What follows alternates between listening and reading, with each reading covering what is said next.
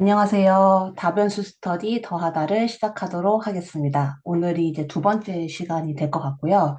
오늘은 이제 그 채널지기님이 올려주신 연습 문제를 같이 좀 이렇게 이야기를 나누면서 채널지기님이 올려주신 코멘트를 토대로 해서 우리가 그 풀었던 연습 문제와 그다음에 렉처 노트에 있는 어떤 내용들을 어떤 방식으로 우리가 이해를 하려고 노력을 하면 되는지를 좀 같이 이야기를 좀 나눠봤으면 좋겠습니다. 그래서 아무래도 오늘이 이제 정식으로 스터디를 같이 시작하는 시간이라고 생각을 하고 있고 약간의 시행착오가 좀 필요로 할 것 같습니다. 그래서 어느 정도의 기간이 필요로 할지는 모르겠지만 약간의 시행착오의 어떤 그 기간을 거쳐서 조금씩 이렇게 좀 자리를 좀 잡아갔으면 하는 그런 바람이 좀 있습니다.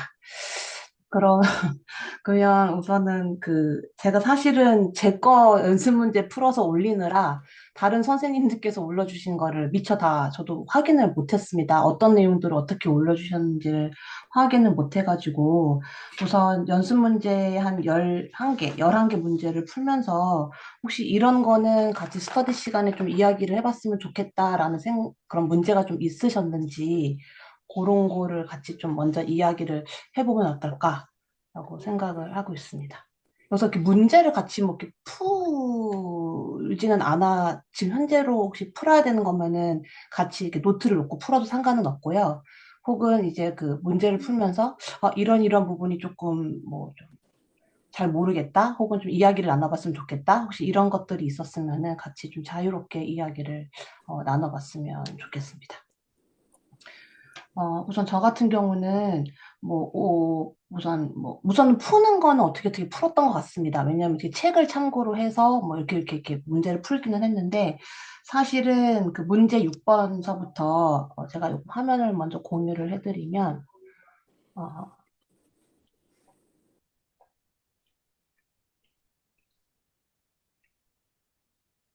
어, 음,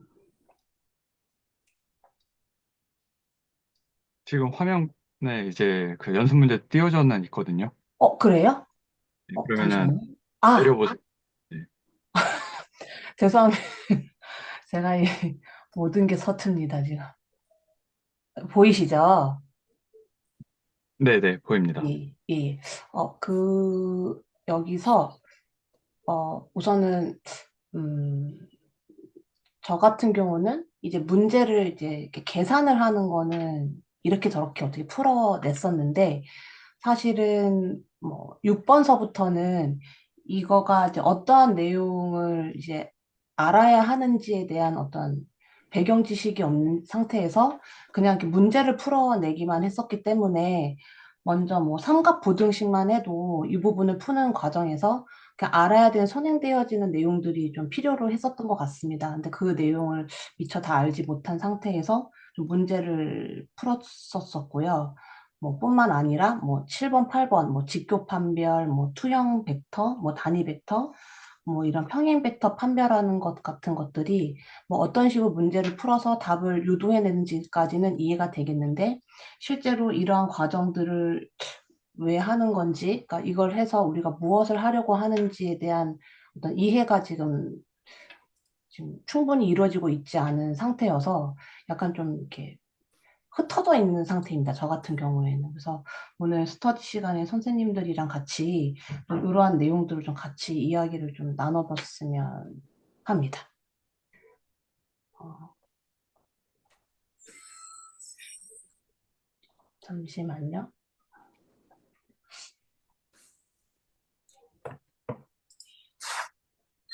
혹시 이, 뭐, 어떤 문제 푸는 거 관련해서 혹시 뭐, 이야기 같이 나누고 싶은 거 혹시 있으실까요?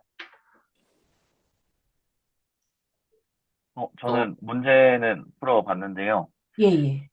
네, 느낀 점은 방금 말씀해주신 부분이랑 좀 비슷했던 것 같습니다. 뭔가 문제를 푸는 거는 이제 뭐 어떻게든 찾아서 풀 수가 있는데, 네, 어, 이게 대체 왜 이걸 풀고 있나 이런 걸 했을 때 이게 어떤 맥락에서 이게 중요한지를 전혀 모르다 보니까 네. 약간 감이 안 잡혔던 게 있는데, 그 채널지기님께서 코멘트 영상 남겨주신 거 보니까, 어, 여전히 이해는 안 됐지만, 그래도, 뭔가, 기존에 있던 일변수 미적분학에서 그런 뭔가 연산들이나 그런 조작들이 여기 다변수에서는 벡터라는 걸 도입함으로써 뭔가 간단해진다라는 인상 정도는 받았거든요. 근데 음, 네, 그런 것들의 중요성 때문에 처음에 이렇게 내적이랑 그런 벡터에 대해서 조금 주셨다고 코멘트 해주셨던 것 같은데, 음, 그런 면에서는 아주 그냥 얕은 정도의 그런 인상 정도를 받았고, 문제에 있어서는 저는 맨 마지막에 문제 11번? 그거가 조금 고민이 많이 됐고, 아직도 고민 중인 것 같습니다. 음, 음, 저도 약간 관련된 개념들을 뭐 혼자서 그냥 해봤던 적도 있고, 그래서 들어본 적은 있었거든요. 그래서 어떻게 하는지는 이제 그때 공부했던 것들을 찾아보면서 할 수는 있는데, 그래서 이게 어떤 의미를 가지는 거냐라고 하면 모르겠는 거예요. 그래서 이제 제가 디스코드에도 적었지만, 내적이라고 하는 개념을 처음 접했을 때 성분을 다 곱해가지고 더하면 내적이다. 그래, 그런가 보다. 근데 이게 도대체 뭐냐. 그런 것에 대한 의문이 계속 있었거든요. 그래서 이번에 좀 문제를 풀면서 내적이라고 하는 게 두 벡터 사이의 어떤 사이각, 얼마나 같은 방향을 향하고 있는지 그런 것들을 나타낼 수 있는 어떤 값이다라고 하는 것 정도를 이해했던 것 같은데, 채널지기님이 올려주신 영상을 보면서 되게 인상 깊었던 게, 기하학적인 어떤 관계를 나타내 줄 수 있는 게 내적이다 라고 하는 설명이 좀 와닿았거든요. 제가 느끼기에는 약간 이게 우리가 2차원 벡터나 3차원 벡터까지는 우리가 기하학적으로 그릴 수도 있고 상상할 수도 있잖아요. 그래서 그들 사이에 있는 관계라는 거를 눈으로 볼 수 있는데, 사실 이상의 어떤 차원으로 가게 되면 개념적으로는 있지만 이걸 기하학적으로 사실 뭐 유사도나 이런 거를 상상하는 것이 우리의 머리로는 불가능한데, 개념적으로는 그들 사이에도 기하학적인 어떤 연관관계가 있어서 그런 것들을 그런 관계들을 설명해낼 수 있다는 것이 약간 이런 내적이나 이런 개념의 좀 의의가 아닌가 정도 느낌이 들었던 것 같습니다. 음,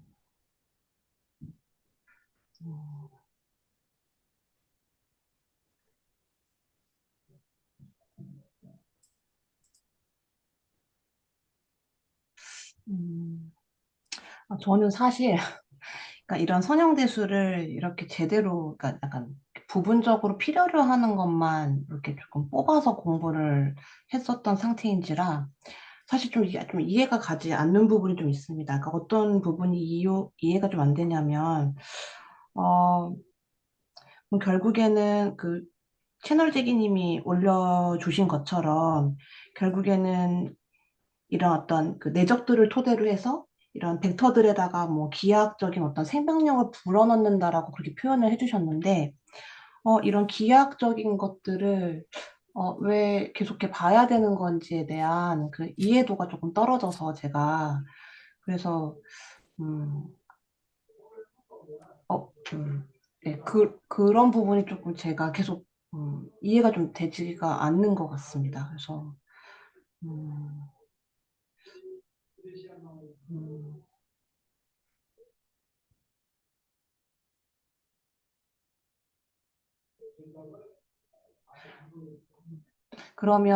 그럼 제가 이해한 바로는 뭐 이러한 뭐 직교 판별을 한다거나 아니면 뭐 투영 벡터를 찾고 뭐 단위 벡터를 찾고 이런 평행 벡터를 판별하고 이러한 어떤 모든 과정들이 결국에는 우리가 내적을 토대로 해서 어떤 기하학의 형태 혹은 설명을 하기 위한 그런 과정인 것인지, 그러니까 그것을 토대로 해서 우리가 뭐 어떤 형태의 기하학들이 있는지 또 그것을 토대로 해서 어떻게 해석을 할 수 있는지를 하려고 하는 건지 약간 그게 좀 궁금하거든요. 저 같은 경우에는. 혹시 어, 제가 예, 그러니까 제가 생각했을 때는 네, 그러니까 사실 직문수를 들으신 분들도 있겠지만 저도 이제 직문수라고 저희 수질 채널에 네, 직장인과 문과생들을 위한 수학 거기서 어, 전체적으로 이제 수학의 어떤 큰 줄기를 한번 쭉 훑는 그런 수업이 있는데 저도 그냥 그거를 교양 형식으로 그냥 이해가 안 돼도 그냥 한번 쭉 들어봤었는데 음, 그러니까 내적이라는 게 그 굉장히 그러니까 중요한 것은 맞는데 저희가 그러니까 제 수준으로는 한 번에 좀 뭐라고 딱 이해할 만한 그런 대상은 아닌 것 같더라고요. 그러니까 제가 이해하기로는 그러니까 저희가 이제 지금 흔히 쓰는 그 유클리드 좌표계라고 쓰는 그 저희가 배웠던 그 2차원 그러니까 기저 벡터가 0,1하고 1,0으로 정해져 있는 그런 좌표계에서 그런 좌표계라고 딱 하려면 거기에 정해져 있는 내적이라는 그 행렬이 딱 정해져 있어요. 그러니까 1001이라는 행렬이 딱 정해져 있으면 그러면 이제 그 내적을 가지고 이제 유클리드 좌표계가 딱 정해지는 거고 근데 거기에 해당하는 행렬이 만약에 1001이 아니고 다른 행렬이다.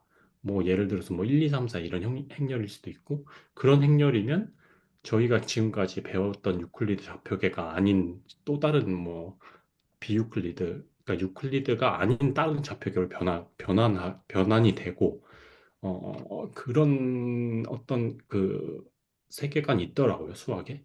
그래서 사실은 저도 들었는데, 그러니까 내적이라는 게 어떤 우리가 지금 다루고자 하는 좌표계, 그러니까 뭐 유클리드 공간, 그런 공간을 딱 정해주는 그런 아주 중요한 어떤 뭐라고 할까요? 하여튼 그런 부분이기 때문에 굉장히 중요한 거는 저도 알고 있지만, 음, 그게 왜 내적으로서 그게 모든 게 정해지느냐, 뭐, 거기에 대해서 좀 자세하게 설명을 제가 저도 다 이해를 한 게 아니기 때문에 설명을 못 드릴 것 같긴 해요. 근데 음, 뭐 선형대수도 저도 선형대수를 많이 공부를 안 해봐서 모르겠지만 어쨌든 기저 벡터가 이렇게 직각 형태로 안 정해지면 사실은 좌표계가 다 바뀌는 거잖아요. 만약에 기저 벡터가 0,1이고 이게 y축으로 정해져 있는 기저 벡터가 이렇게 직각으로 서 있는 게 아니라 45도로 딱 서 있으면 그러면 저희가 지금까지 다뤄왔던 유클리드 좌표계가 아니기 때문에 그런 걸 다 내적 행렬이라고 그 정확한 워딩인지 모르겠는데 내적 행렬이라고 하는 그 행렬에 의해서 다 정해지는 거거든요. 그 행렬에 의해서 기저 벡터가 정해지는 거고 0,1, 1,01이 아닌 뭐 0,1, 1,1 이렇게 될 수도 있고 네 그래서 음, 하여튼 음, 중요한 개념이긴 하다. 그리고 제가 언뜻 생각이 나는 게 어쨌든 내적을 통해서 이제 각도를 음, 두 벡터 간의 이제 각도를 정의를 한다. 뭐 런 개념이 있었던 것 같아요. 사실 저희가 저희 문제 맨 마지막 문제 또 보면은 어쨌든 뭐 내적이 어떤 뭐 함의를 갖고 있냐 그런 거였던 것 같은데 내적의 필요성.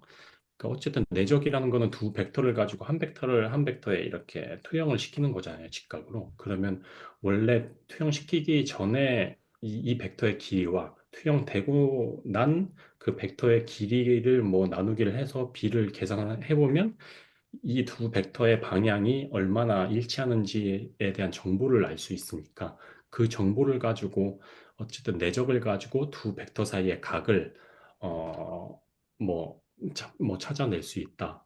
네, 뭐 그런 정도로 저는 이해를 했거든요. 뭐 그것 또한 아까 말씀드린 내적 행렬에 따라서 그 일반적으로 저희가 생각하는 그 각의 뭔가 각도도 다 다르게 정의가 될 수 있고, 네, 그런 거 정도 생각이 나는 것 같아요. 네. 이상입니다.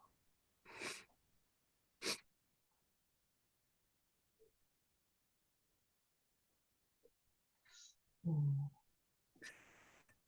저는 어, 뭔가 예전에 그 컴퓨터 그래픽스 쪽으로 관련을 해서 좀 업무적으로 일을 했었는데요. 네. 일을 하면서 그 벡터의 어떤 덧셈이라든지 내적을 하고 뭐 외적을 해서 뭐 어떤 두 벡터부터 다른 수직인 벡터를 얻고 뭐 벡터를 늘리고 줄이고 이러면서 그 그런 것들을 통해서 이제 컴퓨터에 나타나는 어떤 3차원 그림을 그릴 수가 있거든요. 그래서 저는 직접 그런 일을 하다 보니까 되게 왜 필요로 하지라는 거는 크게 질문을 음, 안 하는 것 같아요. 저는 되게 요긴함을 느꼈어요. 음, 그냥 뭔가 뭐 1,2, 뭐 2,1 이렇게 말을 할 때부터 이미 어떤 이차원 평면에서 어떤 화살표를 생각하고 그 길이를 생각할 수 있게 되잖아요.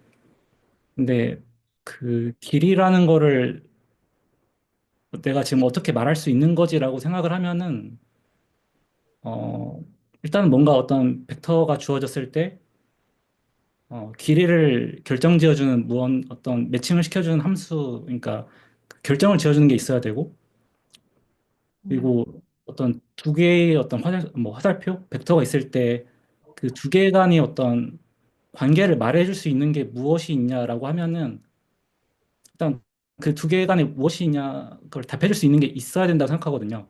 근데 어떤 벡터 스페이스의 정의 자체로만 보면은 그거를 설명을 안 해주는 것 같거든요. 그냥 벡터 스페이스는 어떤 스칼라라는 어떤 하나의 세계가 존재하고 어떤 벡터라는 세계가 이제 존재하는데 벡터에서는 이제 덧셈만 할 수 있고 스칼라에서는 이제 사칙 연산을 할 수 있는 그 어떤 두 개의 세계가 약간 엮여지면서 뭔가 호환성을 가진다고 이렇게 표현을 하는 것 같아요. 근데 어 아무튼 그 정의만으로는 뭔가 어떤 벡터가 있을 때 그게 뭐 크기가 무엇인지 아니면 다른 벡터와의 어떤 관계가 무엇인지를 설명 안 해주는 거죠. 그래서 그런 식으로 생각하면 내적이 왜 필요로 하지? 저는 그렇게 생각을 했던 것 같습니다. 그래서 무언가 두 벡터가 주어졌을 때 설명해 줄 수 있는 무언가가 필요로 하고 그, 그 설명을 해주는 그 무언가가 뭔가 만족시켰으면은 할 성질이 있다. 네, 그런 게 약간 내적의 성질인 것 같거든요. 내적의 정의이고. 네. 그럼 제가 약간 궁금한 게 방금 말씀해 주시기를 어떤 두 벡터들 간의 어떤 관계를 설명을 해주는 것이 내적인 것 같다라고 지금 말씀을 해주셨잖아요. 제가 네. 잘 이해했는지는 모르겠지만, 그러면은, 그러니까 약간 이거 되게 약간 좀 맥락에 맞지 않은 질문일 수도 있겠는데, 그러면 이 벡터들 간의 관계라는 것을 보고자 하는 게 혹시 뭐 벡터들의 어떤 선형, 독립, 종속, 뭐 이런 요구를 보려고 하는 걸까요? 음, 그러니까 제가 약간 그 벡터들 간의 관계, 약간 이런 설명 자체가 좀, 어, 좀 이해가 좀 잘 안 돼가지고, 그래서 이 관계라는 게 어떤 관계를 보려고 하는 걸까? 약간 네, 이런, 약간 네네, 그 말씀드려도 될까요? 그러니까 저도 그냥 생각인데 네네, 그 우리가 흔히 그런 것들 많이 하잖아요. 요새 뭐 내가 이 영화를 이런 영화를 좋아하면 당신이 이 영화도 좋아할 확률이 뭐 몇 프로다. 그런 왓챠 같은 서비스도 이제 옛날부터 있고 그러면 그것들을 어떻게 판단하느냐라고 하는 거를 아주 단순화시켜서 퉁쳐가지고 설명하면 그 어떤 사람이 좋아하는 영화가 갖고 있는 어떤 특성들을 수치화해서 벡터라는 형태로 나타낼 수가 있을 텐데 그 벡터들과 이제 다른 영화도 그걸 벡터라이징 할 수 있을 거잖아요. 그게 가지고 있는 특성들을 수량화해서 그러면 그런 벡터들 간의 거리를 이제 우리가 구할 수 있다. 아니면 어떤 유사도라고 하는 개념이 그게 뭐가 됐든 정의할 수 있다라고 하면 내가 이런 영화를 좋아한다라고 하면 그것과 거리가 뭐 가깝거나 유사도가 높은 영화들도 좋아할 확률이 높다. 같은 식의 이제 추론을 할 수 있는 것이라고 생각을 했거든요. 그래서 뭔가 벡터라고 하는 게 추상적인 개념으로 생각하면 약간 이게 뭐지 싶은데 저는 어떤 우리 생활의 정보들이나 어떤 데이터들도 결국에는 어떠한 기준을 갖고 다 벡터라이징해서 나타낼 수 있고, 그러면 그 정보들 간의 데이터들 간의 어떤 관계라고 하는 것도 지금 우리가 공부하고 있는 개념들을 통해서 설명할 수 있는 거니까 저는 약간 직관적으로는 그런 느낌으로 이해했던 것 같아요. 저는 방금 이제 최승리 선생님께서 이제 벡터가 우리가 갖고 있는 정보에 대한 어떤 관계를 말씀해 주신다고 이제 하셨는데, 저는 벡터가 아니어도 그 일변수 미적분학의 함수값도 저는 충분히 그 정보를 담고 있다라고 생각을 하거든요. 그럼 여기서 왜 우리가 벡터를 생각해야 되는지를 조금, 어, 궁금합니다. 왜 우리가 함수값이 아니라 벡터를 지금 다루고 있나요?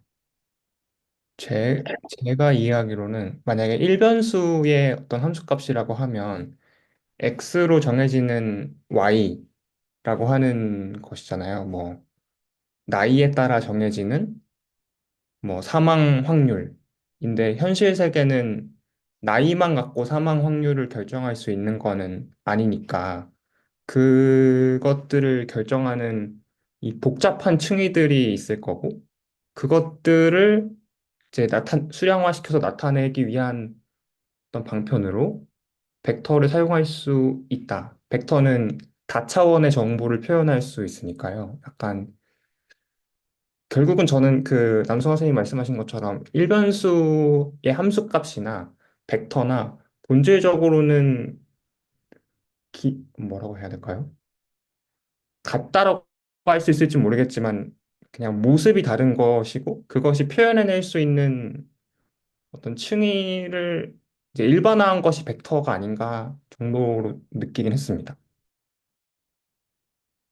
네, 여기서 이제 조금 생각을 해보면, 그러면 벡터의 정의가 뭔지를 좀 명확히 하면 좋을 것 같아요. 왜냐면은 함수값도 정보를 갖고 있고 벡터도 정보를 갖고 있는데, 음, 두 개는 아마 비슷한 역할을 하는 것 같다. 근데 벡터의 그럼 정의는 뭐냐라고 했을 때, 일단 수학적 정의상으로는 벡터 스페이스의 원소로 정의가 되고, 직관적으로 생각을 했을 때는 크기와 방향을 갖는가 수로 우리가 생각을 합니다. 그러면 함수값은 분명히 크기죠. 거기엔 방향이란 게 없고, 이거를 이제 우리가 스칼라라고 부르고 있죠. 그리고 그러면 여기서 스칼라랑 벡터의 차이가 나오고, 그럼 벡터는 방향을 갖고 있는데, 그 우리가 생각을 저는 여기서 조금 막혔어요.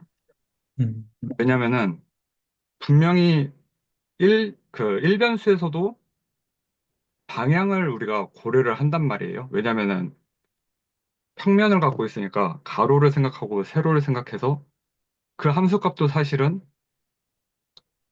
음, 벡터처럼 우리가 방금 최승민 선생님께서 말씀하신 벡터처럼 바라볼 여지가 분명히 있는데 우리는 그걸 고려를 안 해요. 그 방향 자체가 분명히 있는데도 방향은 없다 하자. 그냥 스칼라 값으로 논하자가 됐는데 갑자기 다변수 미적분학 그 처음에 이제 들어오니까 스칼라는 모르겠고 그리고 이거는 그냥 벡터의 곱셈하는 그 성질로서 하나로 우리가 생각을 할 거고 이제부터는 방향을 다루겠다가 저는 첫 번째 차이점으로 이제 이거를 받아들였는데 도무지 왜 일변수의 그 방향과 다변수 그러니까 변수가 두 개인 인풋인 상황에서는 왜 그 방향을 고려해야 되는지를 조금 탐구하다가 좀 시간을 많이 보낸 것 같습니다. 근데 아직은 잘 모르겠어요. 혹시 알고 계신 분 있으면 말씀해 주시면 감사하겠습니다.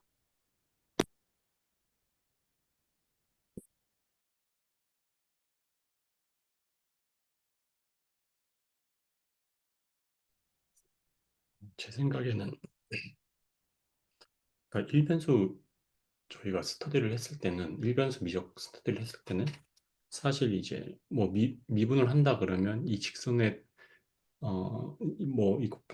뭐 직선의 기울기만 딱 구하면 됐었는데 근데 제가 그거를 다변수로 확장을 하려다 보니까 막혔던 부분이 다변수로 확장을 하기 위해서 제일 심플한 상황이 그럼 3차원 공간에서부터 생각을 해보자 라고 했을 때 그러면 예를 들어서 이제 뭐 원이 아니라 구 같은 경우에 구의 이제 특정 점에서 그럼 여기에 대한 이 점에 대한 기울기는 뭐냐라고 했을 때 근데 사실 일변수에는 특정 점을 딱 찍어 놓으면 뭐 어떤 이제 이렇게 생긴 뭐 연속인 함수에서 특정 점을 찍어 놓으면 미적이 뭐냐 미적값 뭐야 뭐 기울기가 뭐냐라고 물어보는 거 똑같으니까 아무 고민 없이 미적을 해서 구하면 되는데 근데 구 같은 경우에는 여기 미적값 뭐냐라고 했을 때 막히더라고요. 왜냐면 내가 미적하고자 하는 방향이 뭔데 거기서 어느 방향으로든 다 기울기가 있잖아요. 360도. 그럼 그거를 생각해 보더라도 만약에 그럼 나는 이 벡터 방향으로 미적을 할래? 라고 만약에 정하다고 해보면 어쨌든 그 방향이라는 거를 정의하기 위한 그런 도구도 있어야 되니까 네.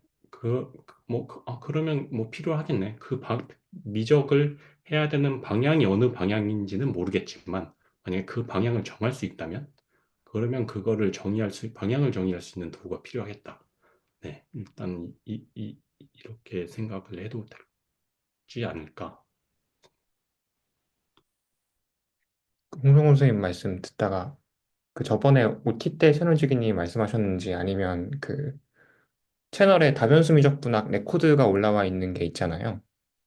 거기에 첫 번째 시간에 채널지기님께서 개괄처럼 이야기해 주셨던 것 중에 하나가 일변수에 미분을 한다라고 하면 이제 어떤 점이 있고 이게 좌극한과 우극한이 똑같으면 이제 극한값이다 라고 하는 정의가 되게 직관적으로 우리가 이제 이해할 수 있는데 다변수로 가면 3차원만 가도 이 방향이라고 하는 게 무한히 많은 방향이 있을 수 있어서 이제 거기서 차이가 생긴다. 그런 식의 설명을 해주셨던 것 같거든요. 약간 그런 것과도 이어지는 지점이 있지 않나 하는 생각이 들었습니다.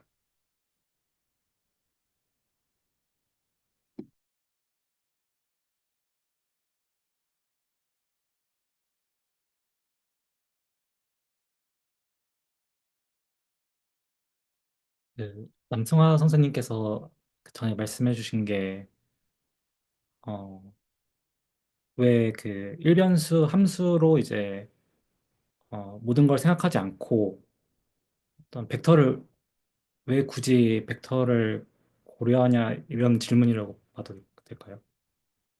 제가 정확하게, 어, 네, 정확하게 이해하신 것 같습니다. 일변수에서는 우리가 벡터를 생각하지 않고 스칼라로 정보를 구했는데, 왜 이제 다변수 미적분하게 와서는 벡터를 생각해야 되냐?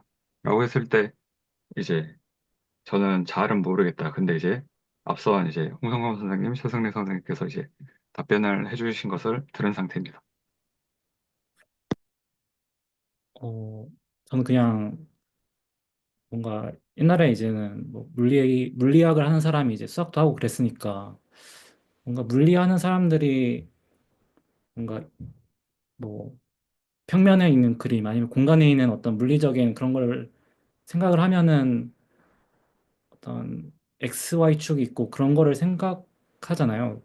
그래서 뭔가 그랬을 것 같아요. 뭔가 평면이든 그런 걸 생각해서 이게 3차원에서도 약간 뭔가 그런 화살표들이 있는 게 되네. 1차원에서도 되네. 뭐 그러면 4차원 뭐 그림으로 그릴 순 없지만 4차원은 될까? 이런 식으로 해서 뭔가 지금 이 벡터의 어떤 개념이 만들어진 게 아닐까. 그래서 그냥 뭔가 역사적으로 뭔가 물리적으로 그런 걸 이치해 왔다 보니까 해 봤는데 이게 좀 말이 되니까 추상화시킨 거 아닐까라는 생각을 하긴 했습니다. 약간 네, 최승희 그 선생님, 말씀은, 네. 말씀하십시오. 네, 그 말씀을 이제 홍성곤 선생님께서 그 구라는 예시로 이제 말씀을 해주신 것 같습니다.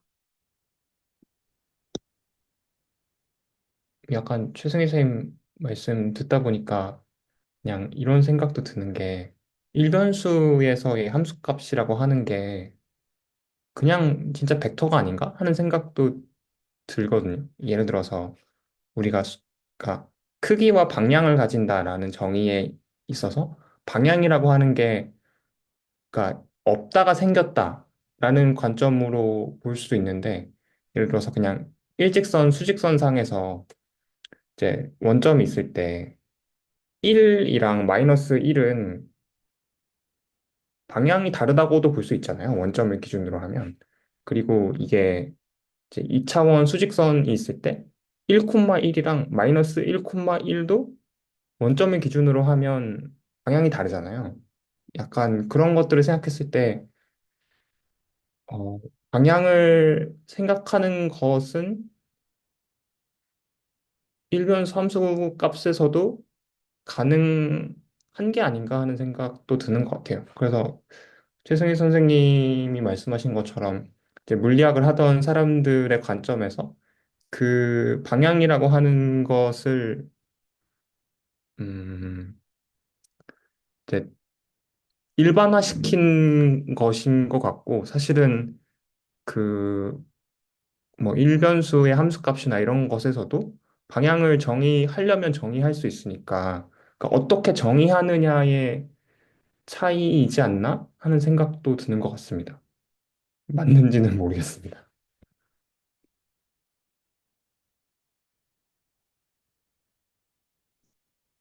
네, 그러면은 그 혹시 저는 그 약간 요번 주가 바쁘기도 했고 그래가지고 이제 공부가 좀 덜 돼가지고 1페이지까지밖에 못 풀었는데요. 그래서 이제 문제 3번부터 이제 막 벡터 내적이 나오고 벡터 크기가 나오고 벡터 사이에 각이 나오는데 혹시 이거 그 내적이랑 크기 사이의 각을 이제 엄밀한 수학적 정의가 아니더라도 그 설명을 혹시 해주실 수 있는 분 계신가요? 제가 몰라서 이제 여쭙게 됩니다.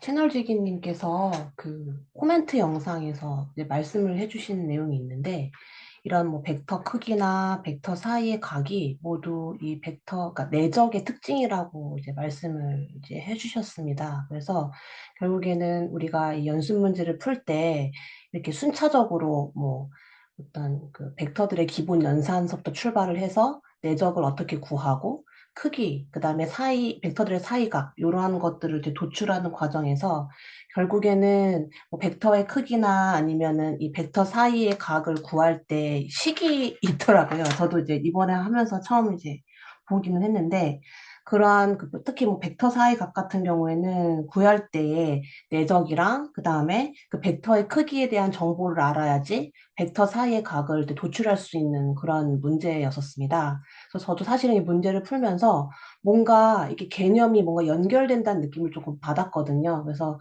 내적을 구할 줄 아니까 벡터 크기도 도출할 수 있고, 내적과 벡터 크기에 대한 정보를 아니까 벡터 사이의 각도 구할 수가 있구나. 약간 이렇게 저는 이해를 정리를 해가면서 이제 문제를 풀어냈는데, 나중에는 그 코멘트 영상을 보니까 아, 결국엔 이러한 벡터 크기, 벡터 사이의 각 이러한 내용들이 어떤 내적의 특징을 설명하고 있는 거였었구나라고 이제 그렇게 한번 정리를 이제 하게 되었습니다.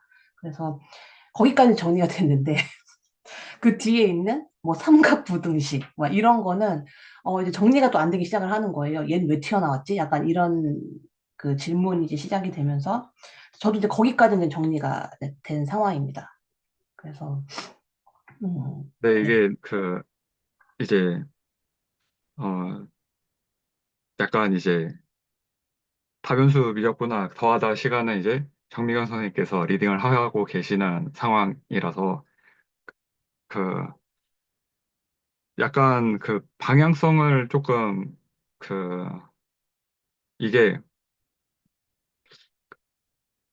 그 제가 이제 정미경 선생님 말씀 이제 들어봤는데 이제 문제 3번부터 5번까지는 공식이 주어져 있고 그 공식을 좀 매만져 보다 보니까 나는 내적과 크기와 각이 이해가 됐다. 라고 하셨는데 그러면 어 그 내적 공식 자체가 있을 거 아니에요. 하나 이렇게 생겨가지고 혹시 그 공식을 저한테 설명해 주실 수 있어요? 이게 분모에는 어떤 의미가 들어가 있고 분자에는 어떤 아, 의미가 네. 들어가 있는지. 네. 아, 그, 뭐, 식을 써달라는 말씀이신 네. 거죠? 아, 네네네. 어차피 저희가 이 시간에 이제 어떤 식으로 아니, 수업이란다. 어떤 식으로 이제 저희가 스터디를 할 건지를 계속 이제 맞춰가는 과정이어서 이게 말씀을 이렇게 해주시면 거기에 맞춰서 같이 한번 이 진행을 하면 될 것 같습니다. 그러면 제가 요거를 한번 써본다라고 한다면, 음, 잠시만요. 이거를,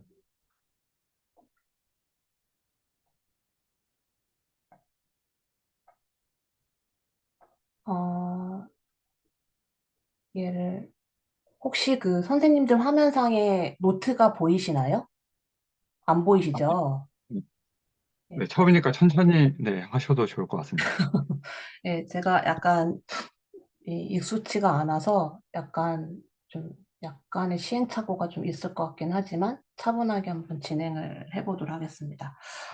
제가 뭐 푼 바로는 그러니까 벡터가 이렇게 주어졌었을 때 벡터 크기라는 것을 뭐 이런 식으로 구할 수 있다라고 저는 이렇게 문제를 풀어냈습니다. 그래서 벡터를 구성하고 있는 각각의 원소를 제곱의 형태로 해서 이렇게 루트를 취하게 되면 이런 식으로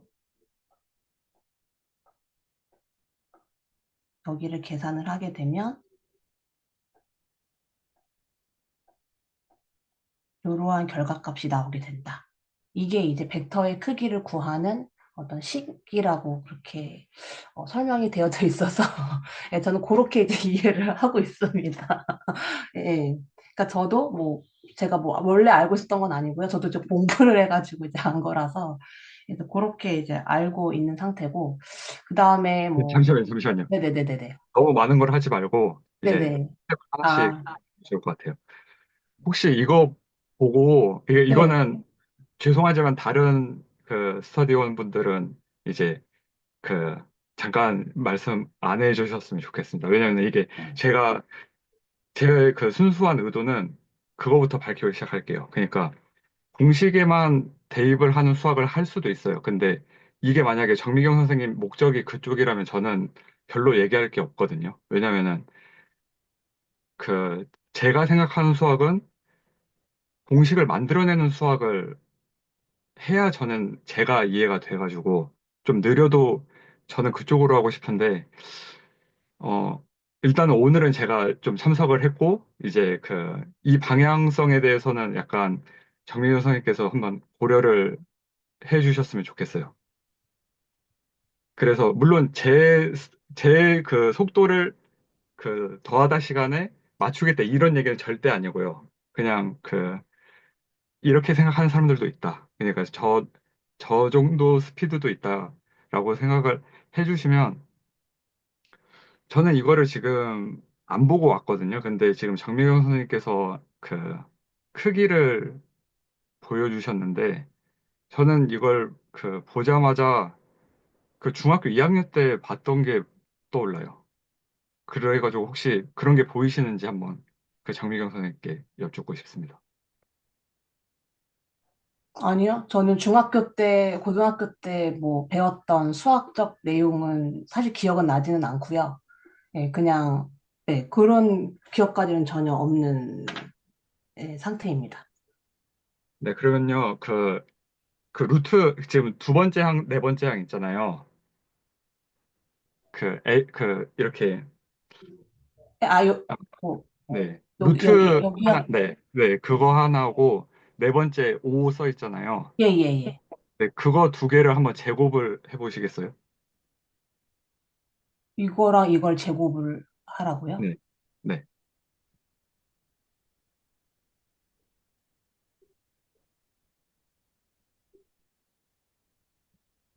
루트의 제곱을 하면 어떻게 돼요? 벗겨지지 않나요? 그렇죠. 예, 그러면은 예. 한번 써보시겠어요? 네. 잠시만요. 네, 천천히 해주시면 됩니다.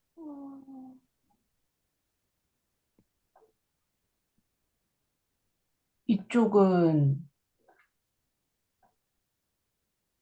이렇게 써지게 될 거고, 네. 여기는 25. 네, 이거 그거를 말씀하신 걸까요? 예. 네, 5의 제곱으로 한번 써주시면 좋을 것 같아요. 네. 잠시만요.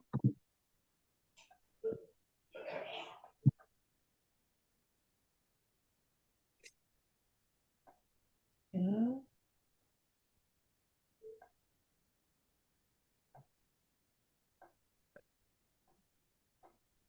이렇게. 네. 예. 아, 이제 약간 뭔가 떠오르지, 떠오르는 게 하나 있지 않으세요? 그러니까 아무리 이거 국민 공통 공식이라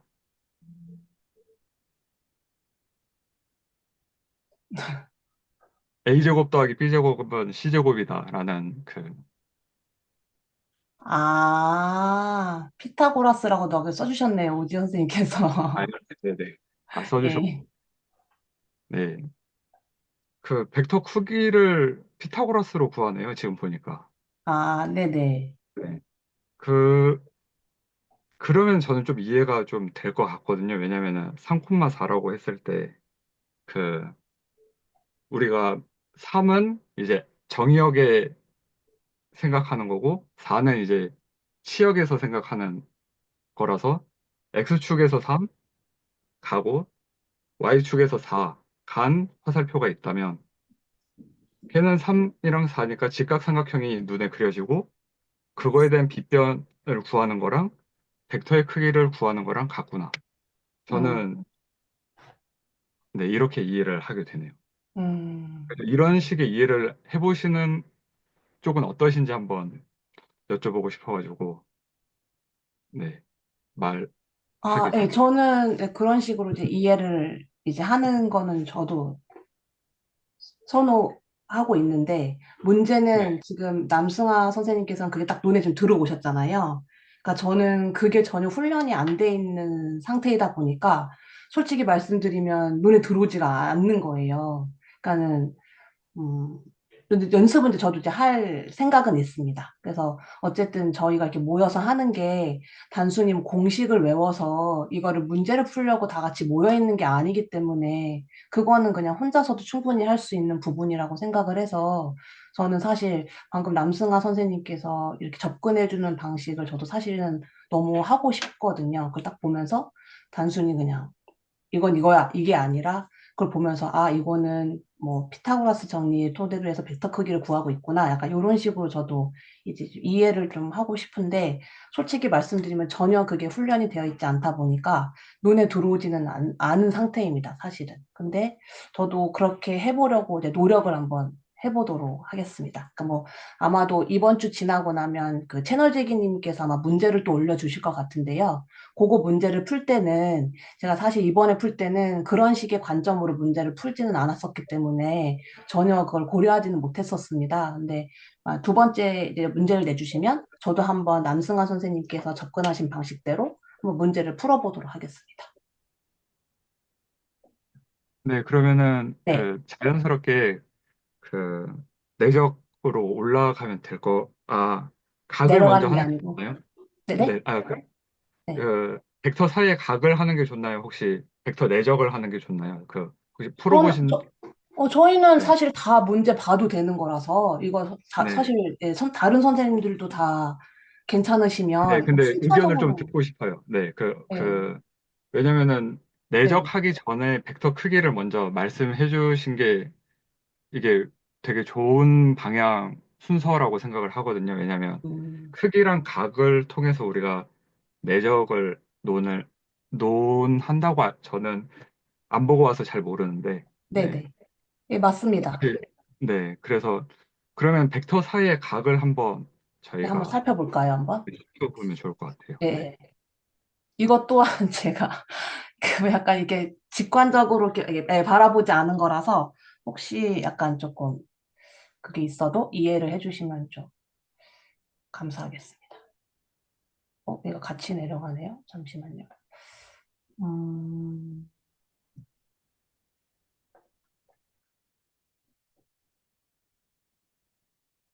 혹시 다른 스터디에도 혹시 이런 식으로 판서를 할까요?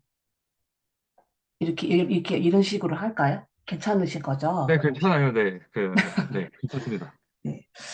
벡터 사이의 각을 구할 때는 자, 아, 이런 그리고 식으로. 심지어 판서를 굉장히 잘해주고 계세요. 지금 마우스로 하시는 네, 거, 맞아요. 네, 네, 저 되게 이거 약간 차분하게 되게 글씨를 바르게 잘 써주고 계십니다. 제가 요거 마이너스로는 되게 잘합니다. 이거 되게 훈련이 좀 잘 되는 편이어서. 네, 한번 써보도록 하겠습니다. 구할 마우스를 이렇게 잘 때는, 쓰시는 분은 처음 봤습니다. 한 정말요? 김기명기 수준인 것 같은데요. 아, 감사합니다.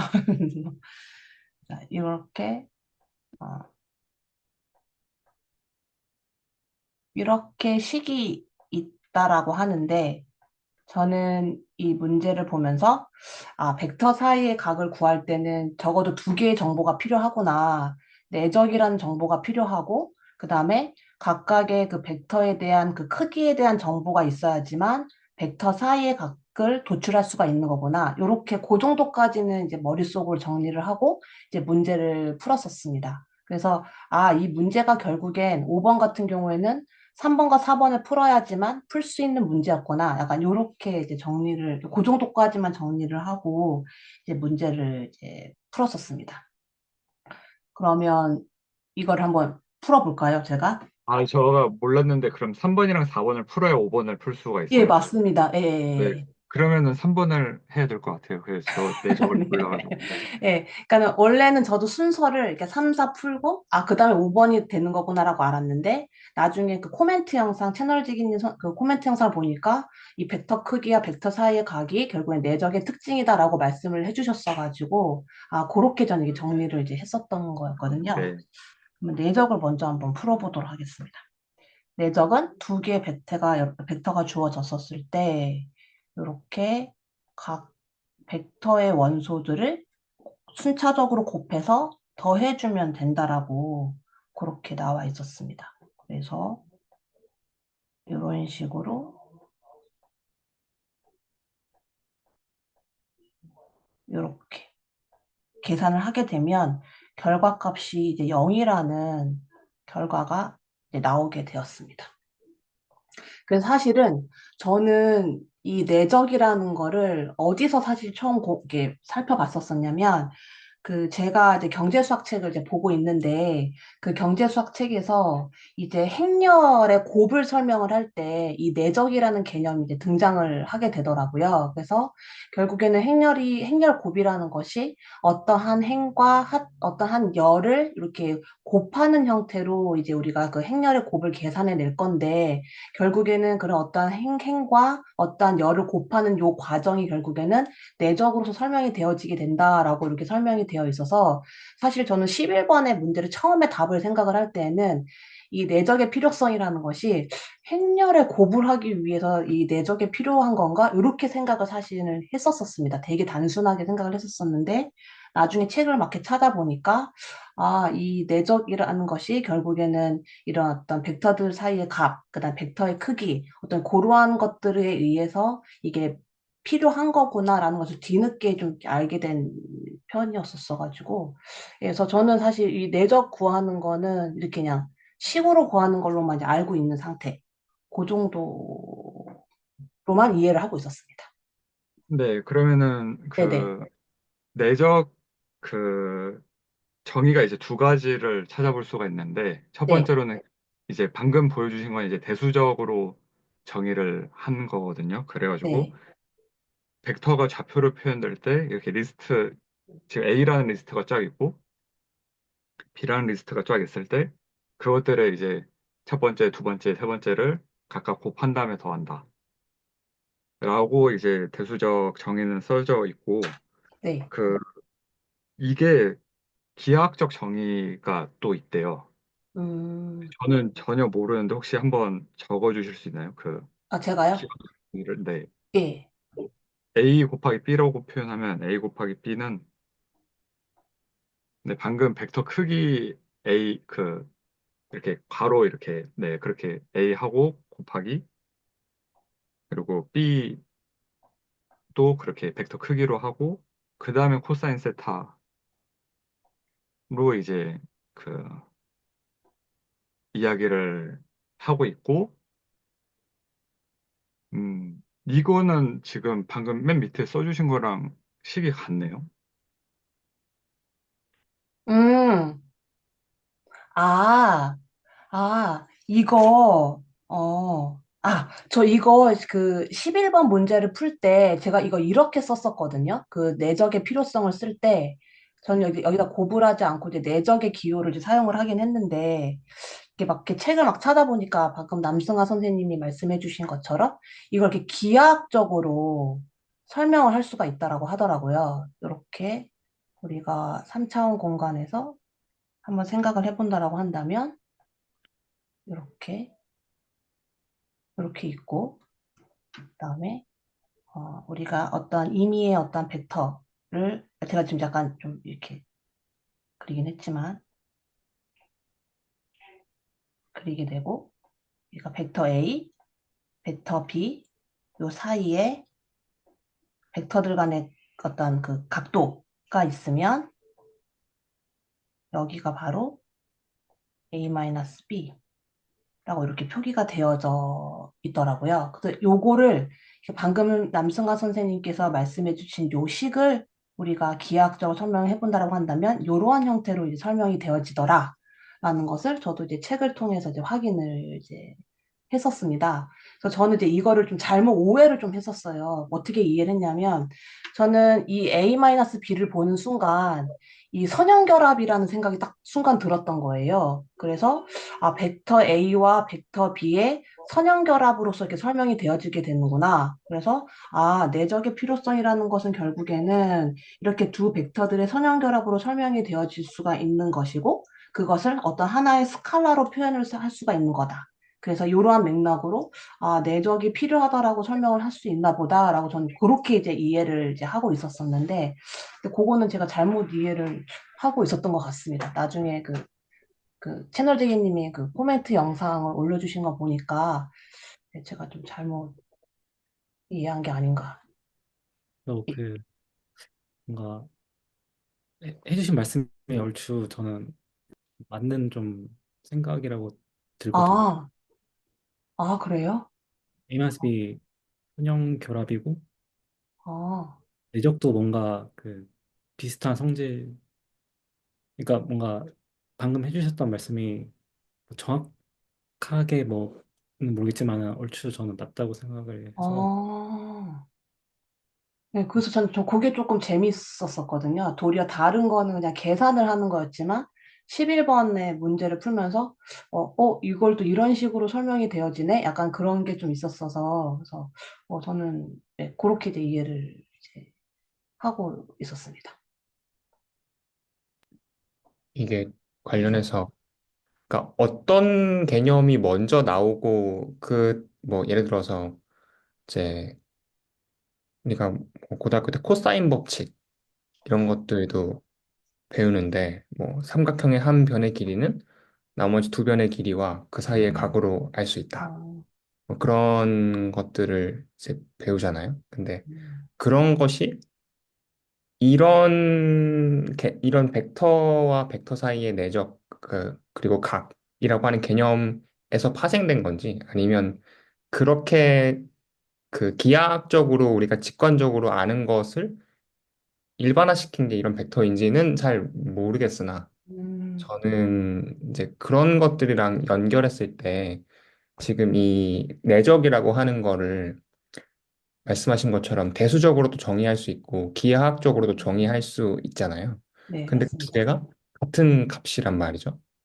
저는 이 같은 값이라는 게 되게 그런가 보다 할 음, 수 있겠지만 되게 뭔가 큰 의미가 아닌가? 나름대로 그런 생각이 들었던 게 사실 기하학적으로 설명하면 A와 B의 그 길이와 그 사이 각 그 기하학적인 그 둘 간의 관계를 대수적인 정의로 하면 그냥 우리가 계산해낼 수 있잖아요.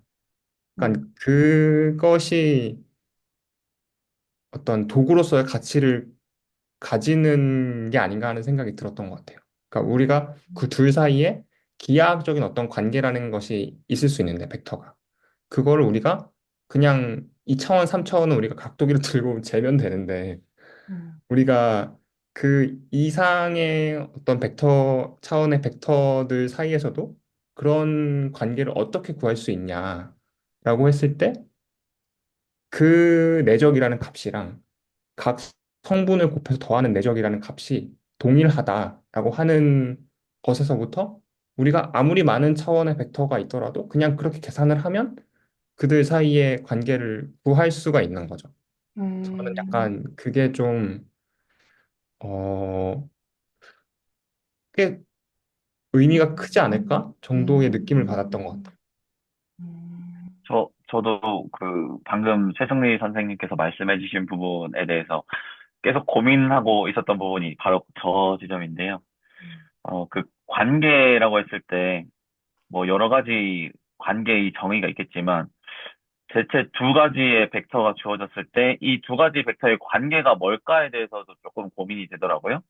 근데 여기 혹시 잠깐 그려도 되나요? 요 네, 백지에? 편안하게 해주십시오. 네, 백지 여기 2차원만 저는 좀 간단하게 생각을 했었는데 뭐 벡터, 임의 벡터 두 개가 이렇게 딱 있다고 했을 때 얘네 두 개의 관계가 뭘까에 대해서 고민을 해봤는데 아무래도 여기 공식에도 주어져 있는 게 크기와 각도인 거잖아요.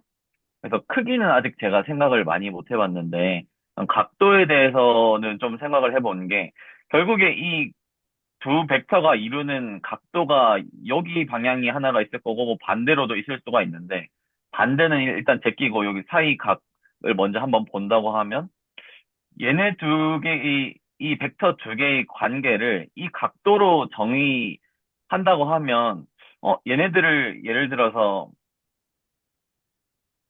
살짝 이렇게 돌리거나 시계 음, 반대 방향으로 돌리거나 아니면 심지어 위치를 이동시켜서 이렇게 가더라도 얘네들의 관계는 동일하다고 할 수 있겠다라는 생각이 조금 들었거든요. 음, 그러니까 뭔가 실제적인 뭔가 위치는 당연히 바뀌고 방향도 바뀌는 건데 얘네 둘이 관계가 바뀌었냐 하면 관계는 안 바뀐 것 같다는 생각이 들었어요.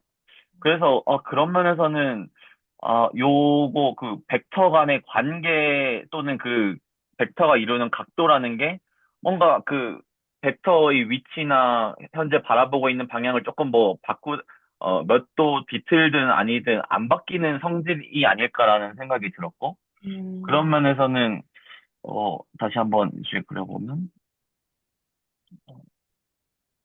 여기 다시 임의 벡터가 쭉 있을 때 여기 크기가 이제 A 벡터라고 하고 얘가 B 벡터라고 하면 여기 크기가 하나는 A이고 하나는 B라고 했을 때 아까 그 최승리 선생님께서 말씀해 주신 것처럼 대체 어떻게 그 A와 B의 그 길이 곱하기 코사인 세타가 왜 대체 저 식이랑 연결이 되나? 저 대수적인 것과 연결이 되나? 예를 들어서 이거는 뭐 AX, AY가 있을 거고 여기는 BX, BY가 있는데 대체 어떻게 AX 곱하기 BX 플러스 AY 플러스 음, AY 곱하기 BY 한 게 왜 이 값이랑 같을까가 너무 궁금해서 계속 저는 그거 고민하고 있었거든요.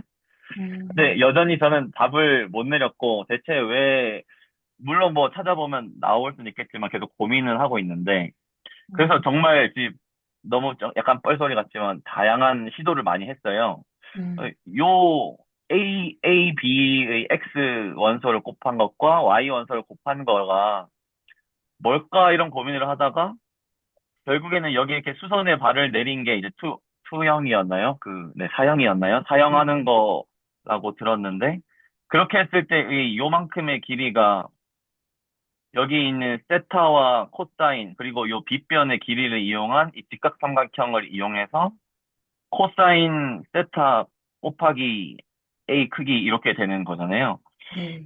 그래서, 네, 요거에서 그러면, 어, 결국에는 아까의 그 관계에 있어서도 어, 그러면 이 두 가지 벡터 A와 벡터 B가 있는데 얘네들을 아까와 마찬가지로 막 이동시키고 뭐 회전하고 막 해도 결국에는 요거 곱하기 요거는 변하진 않겠구나라는 게 조금 또 이렇게 음, 보니까 또 약간 와닿더라고요.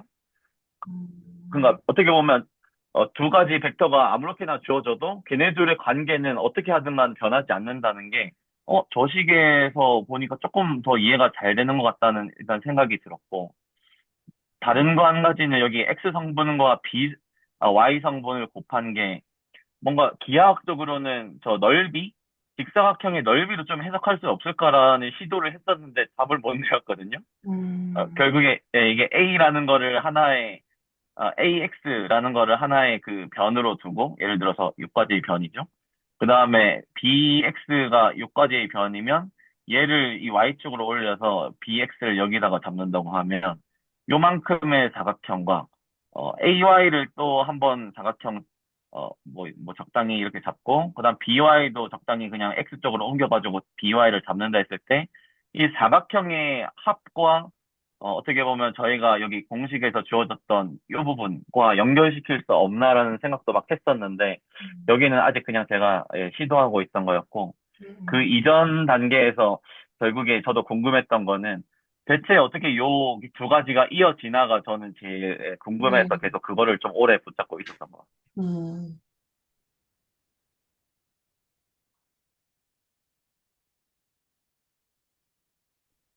음.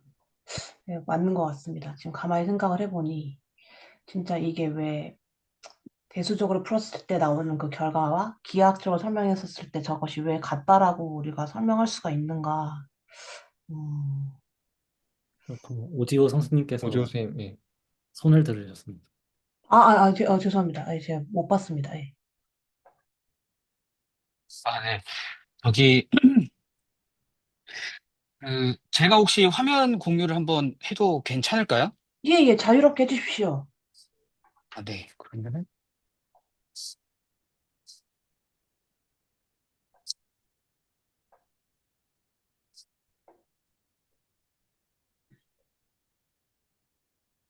음, 우리 제가 공유 신청 보냈는데, 그, 수락했는데, 예, 이제 예, 되는 것 같습니다. 잠시만요.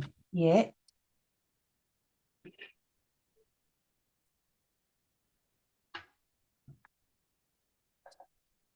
음, 화면 공유가 중지돼 있나? 어? 죄송합니다. 제가 이거 다루는데 익숙하지가 않아가지고. 예, 저도 다루지는 게 익숙치 않습니다. 아, 네네네. 아, 예. 아, 이거 하루하루가 다릅니다. 네. 아, 그, 여기 혹시 그 방금 전에 이제 하셨던 얘기가, 그러니까 예를 들면은, 뭐, 이거 하고, 제가 긴장하면 손이 많이 떨려가지고요. 이해 부탁드리겠습니다. 네, 이거 하면은 지금 그, 이렇게 되잖아요. 그래갖고 지금 이렇게 계산을 하잖아요. 그죠?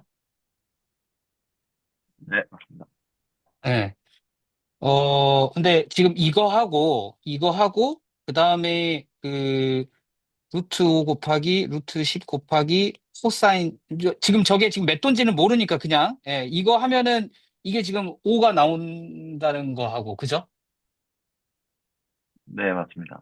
네, 지금 요거 밑에는 우리 벡터의 크기와 그 두 벡터 사이에 이루는 사이가 크기를 알 때 나오는 거고, 위에 거는 뭐 두 벡터가 이루는 각은 모르겠으나, 정확하게 어느 방향으로 향하는지만 알면 크기가 정해지니까, 지금. 그래서 그렇게 구하는 방법. 그러면 지금 이 두 개가 지금 왜 같은지에 대한 거를 이야기하고 계시는 게 맞죠? 네, 맞습니다. 예. 그러면은 제가 이거를, 저도 이제 사실 이제 요거 공부를 할 때 드는 생각인데, 왜 그, 우리 계산할 때 보면, 먼저 계산을 하다가 의미를 찾는 경우가 되게 많잖아요. 계산을 하다가 보니까 이런 의미가 생기더라. 계산해서 결과를 보니까 어떤 두 가지 또는 세 가지의 어떤 의미들이 이렇게 합쳐지더라. 이런 생각을 좀 하잖아요. 그래서 저는 사실 그 중학교, 고등학교 이제 우리 교육 과정상 이렇게 쭉 거쳐오면서 이과생들은 배우는데 문과생들은 이제 안 배우잖아요. 굳이 이과 문과 나눠가지고 이제 지금은 이제 통합교육과정으로 이제 바뀌어서 이제 그게 사라지긴 했는데, 어, 제가 이제 그냥 간단하게 예제로만 한번 말씀을 좀 드려보면, 근데 잠깐 저 질문 하나만 해도 될까요? 예, 지금 혹시 저만 화면이 안 보이는 걸까요? 저는 지금 오지호 선생님이 하시는 게 지금 전혀 보이지가 않아가지고. 저 여기 화면 공유 중이라고 저는 잘 어, 뜨는데 혹시 다른 분도 안 보이세요? 저 저는 보이는데, 맨 네. 위쪽에 보시면 장치를 선택할 수가 있는 화면이 저는 보이거든요. 그래서 지금 정미경 쌤 것도 누르면 볼 수가 있고, 오지호 선생님 것도 누르면 제가 이동하면서 볼 수가 있는 상태입니다. 아, 마우스를 맨 위로 갖다 놓으니까, 프로필에 네. 사진을 여기 누르면 이게 보이는 것 같구나, 이게. 아, 음. 혹시 다들 보이세요? 아, 다들 그냥 네, 저 보이는데 혹시 네. 정미경 선생님 지금도 안 보이세요? 잠시만요. 저 죄송합니다. 민폐도 이런 아니, 민폐가 아니요. 그 안 없어가지고. 보이시면은 진짜. 아, 본인 화면 공유 중지를 누르시면 될 것 같기도 한데요. 아, 잠시만요. 네. 근데 처음 이제 그 스터디 진행하시는 거라서 좀 네. 이렇게 시간이 걸려도 좀 많은 양해 부탁드리겠습니다. 죄송합니다. 아, 다음 괜찮습니다. 주는 괜찮습니다. 이번 괜찮습니다. 주부터 좀 나아진 모습으로. 예, 그 부분을. 저도 몰라요. 예, 줌을 너무 복잡하게 만들었다는 생각을 저는 개인적으로 하고 있어요. 만든 사람이 잘못한 것 같다는 생각이 들어요. 어우, 사실 디스코드에서 하면은 너무 편하게 할 수 있기는 한데, 이거 아, 줌으로 이제 기록을 남겨야 되니까, 우리가. 지금 네. 감동의 지금 물결 지금 눈물 흘릴 네. 뻔했습니다, 진짜. 네. 예, 화면 보이시면, 네. 예, 우선은 해주십시오. 우선은, 예. 이거 그림을 봐야 이해를 하실 것 같은데.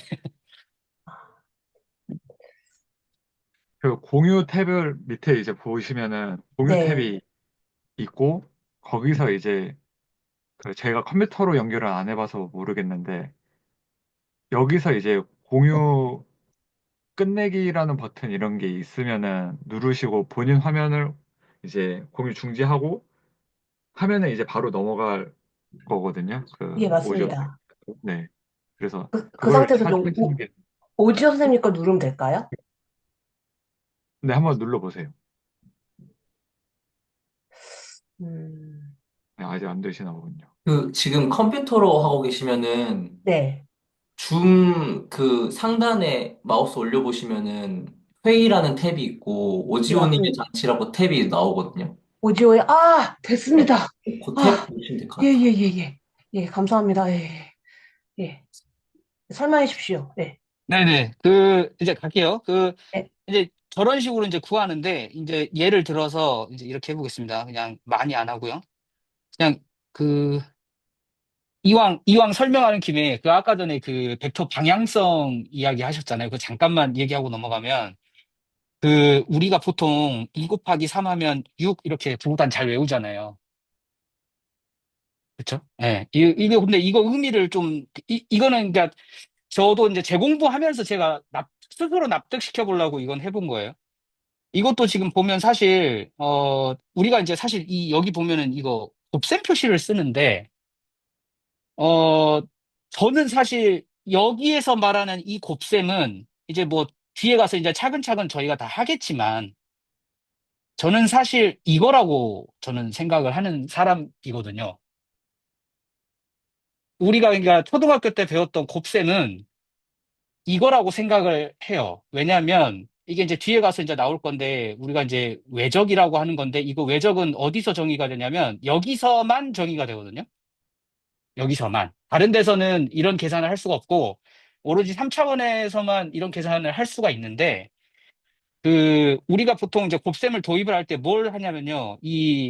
그 초등학교 때부터 교육 과정을 살펴보면, 이 곱셈을 배우는 이유가 저는 넓이를 알기 위해서 곱셈을 배운다고 생각을 하거든요. 가장 기본적으로 뭐 직사각형의 넓이나 이런 거 배울 때.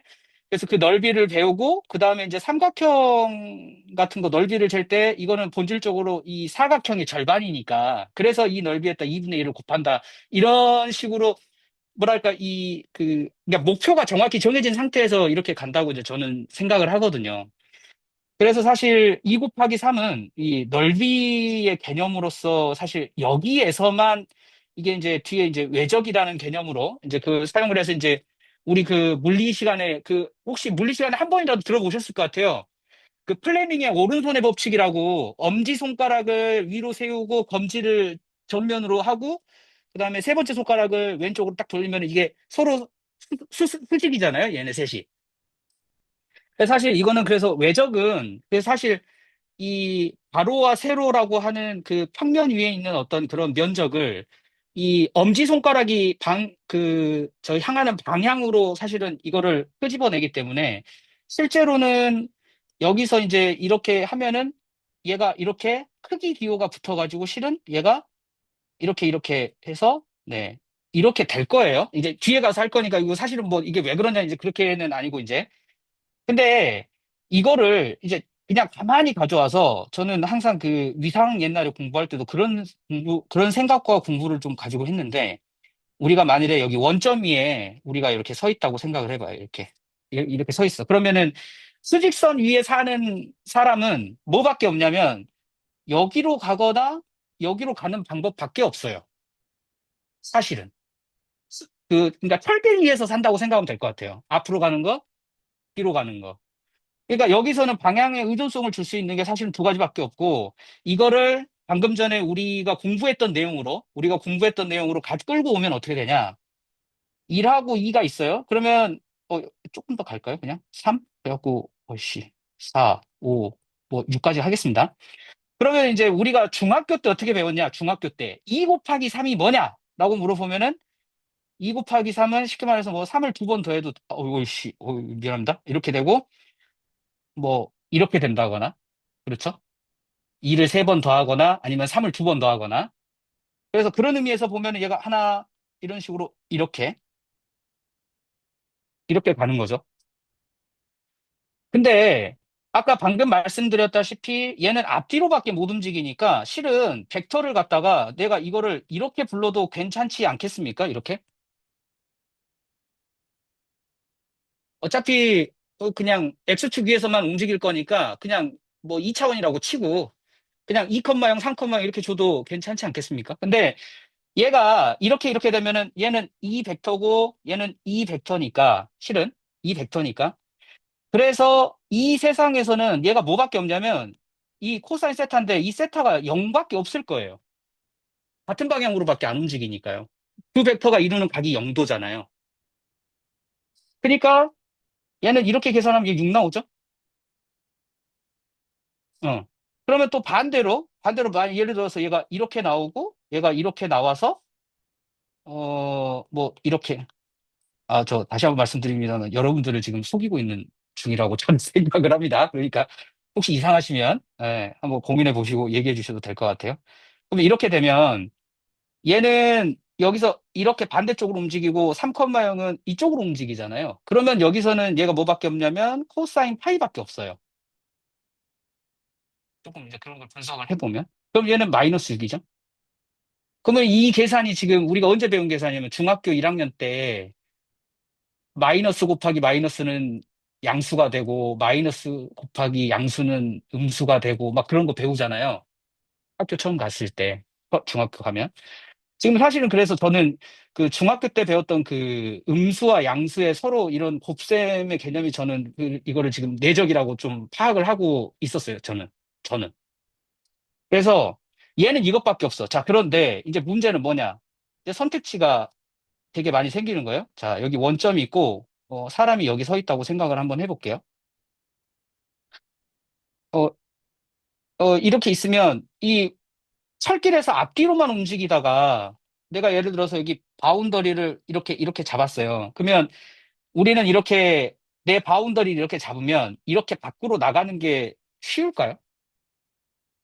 철길밖에 없어요. 앞뒤밖에 못 움직여. 근데 앞뒤를 딱 막아놨어. 그러면 이게 나가기가 어떨까요? 어려울 것 같습니다. 어려운 게 아니라 방법이 없을 것 같아요. 왜냐면 앞뒤로밖에 못 움직이니까. 그쵸? 그래서 하나를 더 줘요. 원점에 서 있는 나한테, 그러니까 위에서 하늘에서 내려보면은 이제 앞뒤로만 움직이는 게 아니라 내가 움직이고 싶은 어떤 그런 걸 다 줄 수 있는 거죠. 그러면 이제 나는 1차원에서 벗어났으니까 1차원에다가 이렇게 앞뒤로 벽을 세워놔도 나는 이렇게 돌아 나가면 돼요.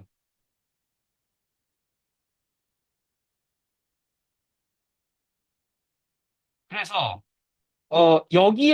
방금 전에 우리가 했던 이 개념을 갖다가 저는 그대로 여기로 끌어오고 싶거든요. 지금 방금 전에 했던 저 계산을 그대로 끌어오고 싶어요. 그리고 실제로 얘는 2,0하고 그다음에 3,0하고 이렇게 있을 때 얘가 이렇게 되니까 실제로 얘 6 나오죠. 우리 그 계산대로 하면은 또 그렇죠.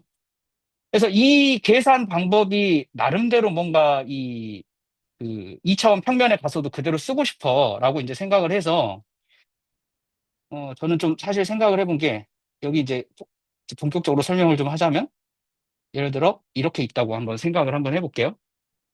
그러면 얘가 이렇게 있고 그다음에 얘가 이렇게 있으니까 그러면은 여기를 이렇게 해서 세타라고 하고 여기 전체를 제가 이게 베타라고 하고 여기 조그맣게 여기를 알파라고 이렇게 이름을 붙일게요.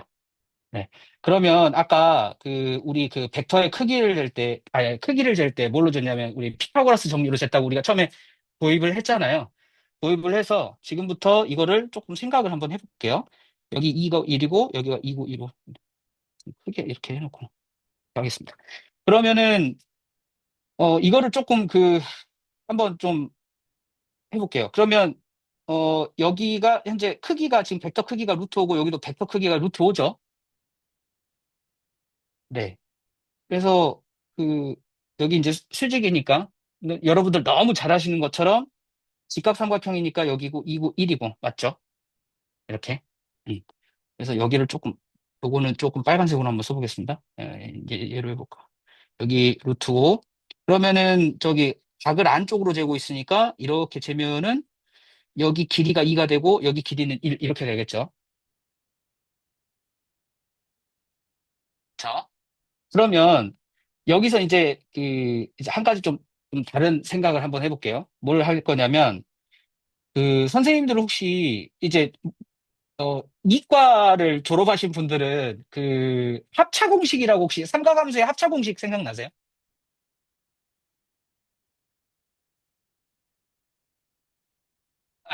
예, 이제 모르셔도 돼요. 왜냐면 곧 할 거니까. 예, 다교수 미적분학 활동은 곧 해야 되기 때문에. 근데 그걸 배우는데 사실 그 그러니까 내용이 뭔지만 알면 되니까. 그래서 저는 이거를, 어, 코사인 세타라고 한번 해볼게요. 그러면 지금 제가 세타라고 했으니까 세타는 어디냐면 지금 여기거든요. 그러니까 이 세타는 지금 두 벡터가 이루는 각의 크기인 거죠. 세타는 두 벡터가 이루는 각의 크기. 그래서 얘를 하면은 아까 저기를 베타라고 했으니까 코사인 베타 마이너스 알파라고 이렇게 쓸 수 있을 거예요. 그러면 코사인 합차 공식에 의하면 얘가 이렇게 되고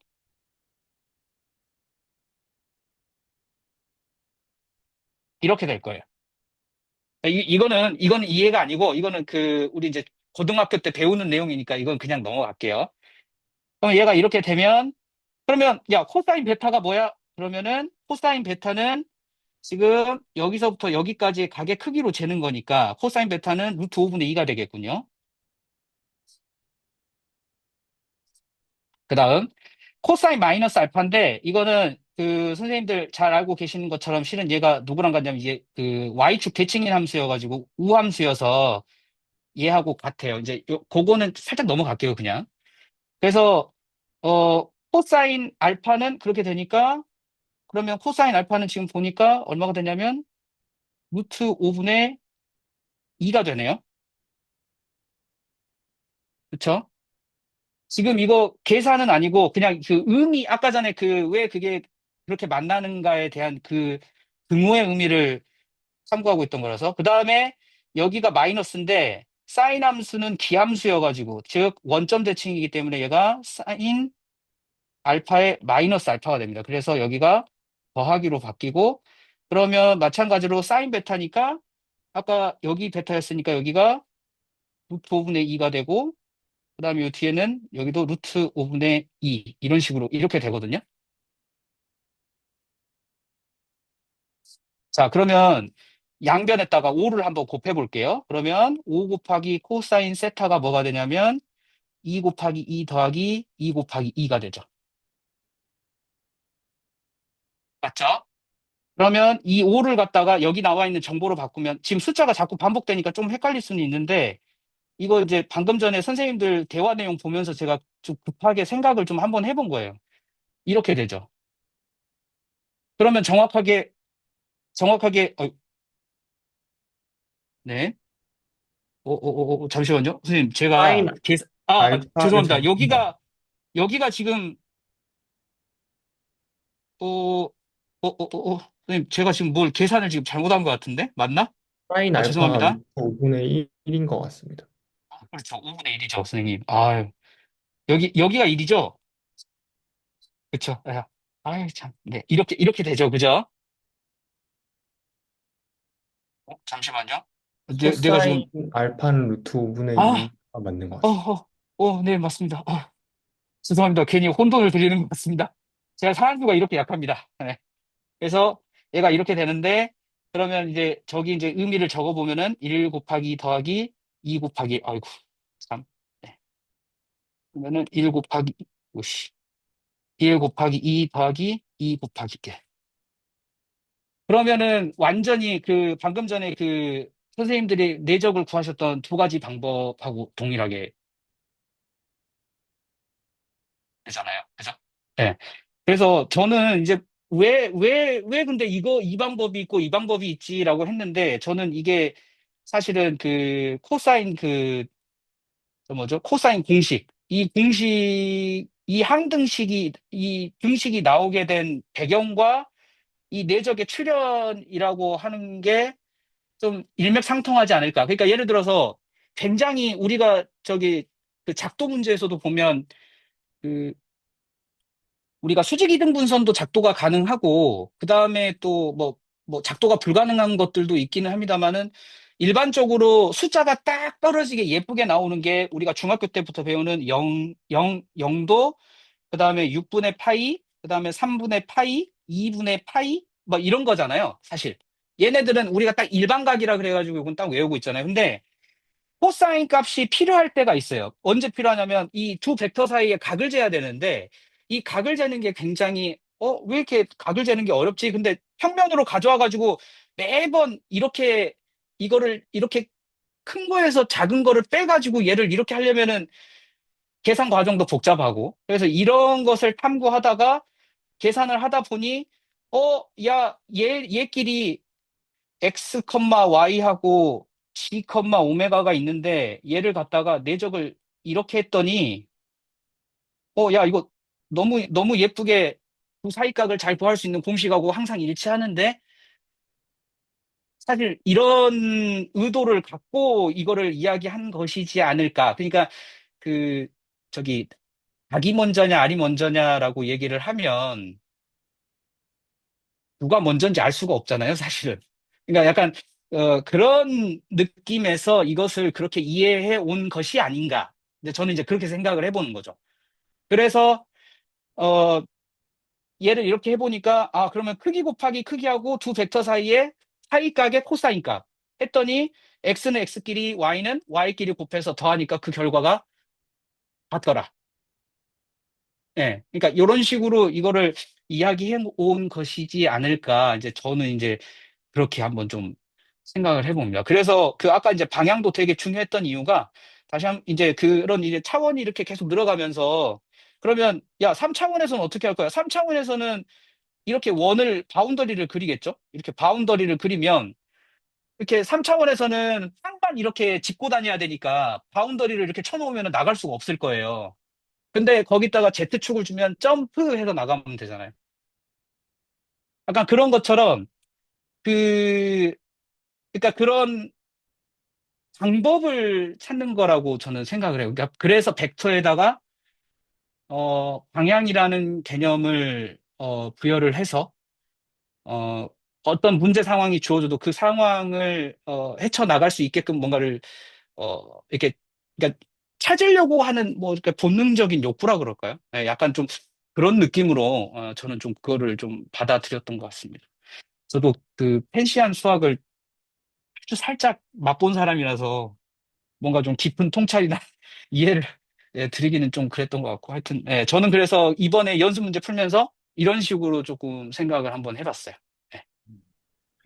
저 개인적으로 그 속이 너무 시원해진 것 같고요. 그 말씀 어, 잘해주셔가지고 감사합니다. 저도 그 합차 공식을 애초에 저는 기억 속에서 사라졌었는데 다시 한번 좀 복습을 해봐야겠다 생각이 일단 들었고, 근데 아까 그런 그 공식이 결국에는 A 곱하기 C, B 곱하기 D 그런 것과 아니면 그 벡터의 크기 곱하기 코사인 세타가 연결되는 그 지점을 생각하다 보니까 이제 어떻게 유도하는지는 얼추 이해를 했는데, 결국에 그런 지점이 선형대수가 좀 의미를 갖게 되는 지점인가라는 생각이 좀 들었어요. 그러니까 이전에는 대수적으로만 뭘 본다 했을 때는 비슷하게 구할 수가 있거나 아니면 어렵게 구해야 되던 거를 어떻게 이렇게 식을 조작해서 선형대수의 관점에서 바라봤을 때는 그냥 조금 훨씬 간단해지게 뭔가를 계산할 수 있는 지점이 생겨서 선형대수라는 게 조금 같은 거를 다르게 바라보는 도구로서 쓰이나라는 생각이 조금 들었던 것 같습니다. 저도 약간 말씀을 들으면서 뭔지 모르겠는데 대단한 뭔가를 말씀하고 계시는 것 같은 생각이 들었거든요. 그러니까 저도 제 지식이 얕긴 하지만 이제 저는 이 일련의 과정들을 보면서 어떤 의문을 느꼈냐면 우리가 2차원에서는 그러니까 코사인이 어떻고 길이가 어떻고 그 둘 사이의 관계가 어때서 합차 공식이 어떻고를 우리가 알 수 있는데 그게 그러면 n차원으로 확장돼서도 똑같이 우리가 할 수 있느냐 그거를 우리가 어떻게 알지? 라고 했을 때 이제 벡터 공간이라는 것이 그 이제 덧셈과 곱셈을 정의할 수 있으면 벡터 공간이고 그들 사이에 이제 서로 다른 벡터 공간 사이에 어떤 동일한 뭐라고 해야 되죠? 저도 지식이 짧아서 뭔가를 이제 이 벡터 공간에서의 연산을 이 벡터 공간에서의 무언가로 할 수 있는 것이 선형 변환이라고 알고 있는데 그러니까 간략하게 이야기하면 그럼 결국에는 우리가 지금 이 2차원에서 했던 이 연산들을 n차원으로 확장시킬 수가 있다. 그러면 우리가 2차원에서 우리가 했던 그 벡터들 사이의 관계나 이런 것들을 차원이 아무리 많아져도 우리가 정의할 수 있고 그러면 거기에서도 우리가 같은 연산을 할 수가 있구나라고 하는 것이랑 좀 연결되는 게 아닌가 하는 생각이 들었어요. 그래서 저는 이게 이런 개념이 먼저 나오고 이게 일반화된 건가 하는 생각이 들었는데 전 약간 말씀을 듣다 보니까 우리가 직관적으로 생각할 수 있는 이 차원에서 우리가 이거를 이런 계산을 할 수 있다 해서 출발해서 근데 그러면 우리가 n 차원으로 이걸 확장시켜도 이걸 할 수 있구나 라는 식으로 어떤 지식이 확장돼 갔던 게 아닐까 하는 생각이 들었던 것 같습니다. 잘 표현을 못하는 것 같네요. 네, 아무튼 감사합니다. 음, 그래서 이제 조금만 더 이제 말씀을 드리면, 우리가 이제 초등학교 때는 이 X자 표시로 곱셈을 이제 해왔다면, 중학교 때부터는 아마 점으로 곱셈을 하셨을 거예요. 실은. 근데 중학교 때 배우는 그 A와 B의 문자들 사이의 곱을 이제는 아예 곱셈 기호를 생략하는 경우도 있고 아니면 가운데다가 도트를 찍어서 하는 경우도 있는데 그래서 사실 그 초등학교 때 배운 곱셈은 사실 저는 외적에 가까운 곱셈이라고 생각을 하고요. 중학교 때부터 배우는 곱셈은 사실 내적에 가까운 곱셈을 우리가 무의식 중으로 계속 배워왔고 그리고 그것들을 이제 나중에 이제 대학교 가서는 그런 것들을 구분해서 다룰 수 있게끔 좀 그렇게 훈련되어져 온 것이 아닌가. 그리고 이제 그 배웠던 과거의 그런 어떤 습작들을 가만히 생각을 해보면 지금 와서는 아까 말씀하신 대로 원래가 있는데 뭐 1차원에서 되는 게 2차원에서도 돼? 2차원에서는 3차원에서도 돼? 이런 생각을 막 갖게 되잖아요. 그러면 그런 식으로 계산을 쭉 해 나가게 되면 이제 사실 조금 그 시각적으로 그러는데 아마 정수에서 다항식은 정수를 계수로 갖는 다항식은 아마 해를 다 갖지 못할 거예요. 그러니까 예를 들어 EX는 1 같은 경우 정수 안에서 해를 안 갖잖아요. 그러니까 뭘 만드냐면 유리수를 만들어요. 안 되면 되게 하라. 약간 이런 컨셉. 그러니까 제가 공부했던 그 대수학은 그런 느낌이었거든요. 그러니까 안 되면 되게 해라. 그래서 그렇게 해서 그러면 야 정수에서 교환법칙 되잖아. 야 그러면은 유리수에서도 되냐? 되네. 실수에서도 되냐? 되네. 복소수에서도 되냐? 된다. 근데 이제 그것보다 더 큰 이제 사원수 사체로 가면 이제 그건 안 되긴 하는데 그래서 그런 것들을 이제 하나씩 이렇게 확장해 나가는데 우리가 배우는 지금 다변수는 1차원에서 되는 일들이 2차원, 3차원, 4차원에서는 이제 어떻게 볼 것이냐? 그리고 아까 남승화 선생님께서 질문하셨던 그 방향의 문제는 1차원에서는 간단하게 그 기울기라는 개념으로 이렇게 그 패널지기 님이 그 아까 얘기해 주신 거랑 비슷한 맥락으로 그 방향이라고 하는 것이 이제 2차원만 돼도 벌써 방향이 막 무한계가 생기니까 여기서는 그러면 미분이나 연속을 어떻게 정의할 것이냐. 이제 그런 식으로 이제 조금씩 의심을 해가면서 이제 하나씩 이렇게 추가해 보자는 그런 의도로 요거를 이제 하는 게 아닐까 이제 저는 그렇게 좀 생각을 해봤어요. 그래서 아까 전에 그 내적에 대해서 이것이 왜 그러냐 했을 때 약간 그런 관점으로 한번 접근을 한번 해봤습니다. 물론 3차원에서 내적을 이런 식으로 정리하는 거는 더 어려운 일일 거예요, 아마. 왜냐하면 벌써 막 각이 벌써 3개나 되니까. 예. 그래서 그런 방향들로 한번 코멘트를 한번 저도 남겨보고 싶었습니다. 네. 저는 정말 죄송한 말씀이지만 그 코사인 세타를 도입을 왜 하는지를 저는 모르겠거든요.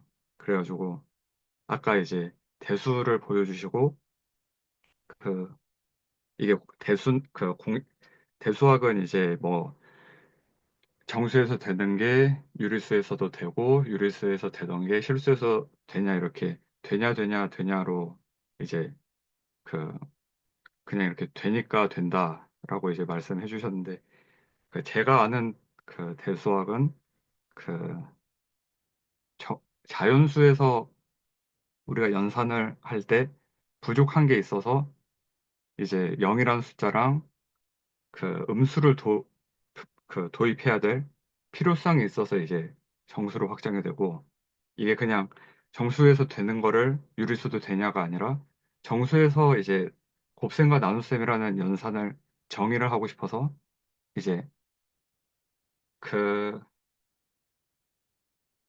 연산에 의해서 이제 정수를 3으로 나눈다라는 개념으로 이제 유리수로 확장이 되고 유리수에서 표현할 수 없는 이제 무리수라는 개념이 도입이 되니까 이제 그 둘을 합쳐서 실수를 나타내고 실수는 우리가 허수를 복소 평면을 이야기하고 싶은데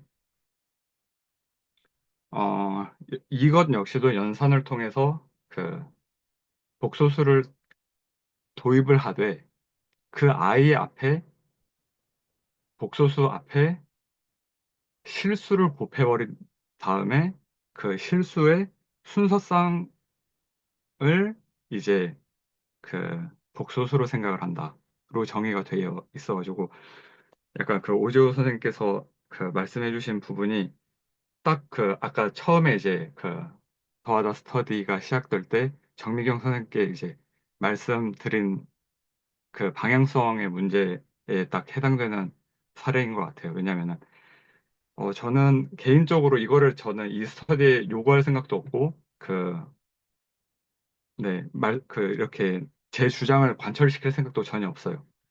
근데 이제 오조 선생님께서는 이제 코사인 세타를 그냥 이거는 고등학교 때 나오는 거니까 그냥 안 다치고 그 이렇게 코사인 세타랑 그 노름 두 개 곱해가지고 이렇게 하면은 그 기하적인 의미가 대수식 그냥 앞에 있던 리스트 세 개 곱해가지고 더한 거랑 그 값이 같다. 로 저는 이렇게 설명을 해주셨는데 저는 왜 코사인 세타를 써야 되는데 에서 막히는 사람이에요. 그래가지고 저는 모르겠습니다. 그러니까 만약에 이제 저는 만약 이 스터디가 어떻게 이제 정민경 선생님께서 이제 방향을 정해 주실 건데요. 당연히 리더가 이제 저- 정민경 선생님께서 이제 그 방향 정하실 거니까. 그래서 저는 그 방향이 저는 왜 코사인 세타를 도입해야 되는데 왜 사인 세타가 아닌데 왜 탄젠트 세타가 아닌데 에 저는 답하고 싶어요. 그게 저는 저의 이해라고 생각을 하고 그렇기 때문에 저는 오늘은 아마 이거를 답하기는 당연히 저도 못하고 여기 계신 누구도 못하실 거라 생각을 합니다. 그렇기 때문에 이런 얘기를 저 개인적으로는 이 스터디 시간에는 하고는 싶은데 근데 이제 이거는 제 생각이고 이제 다른 스터디원 분들 의견도 수렴하시고 하셔가지고 이제 그 정미경 선생님께서 이제 방향을 정해주시면 저는 그거에 맞춰서 이제 이 스터디에 이제 들어올 수 있을지 아니면은 그냥 저 혼자 이거 왜 코사인 세터 들어가는 거야? 이러면서 그냥 좀 해볼지. 네. 저는 그렇게 좀 말씀을 드리고 싶습니다. 근데 간단하게만 이제 코사인 세터가 왜 들어가냐라고 지금 이제 생각을 해보면 우리가 코사인 세타는 어디서 정의가 되는지 혹시 코사인 세타의 정의가 뭔가요?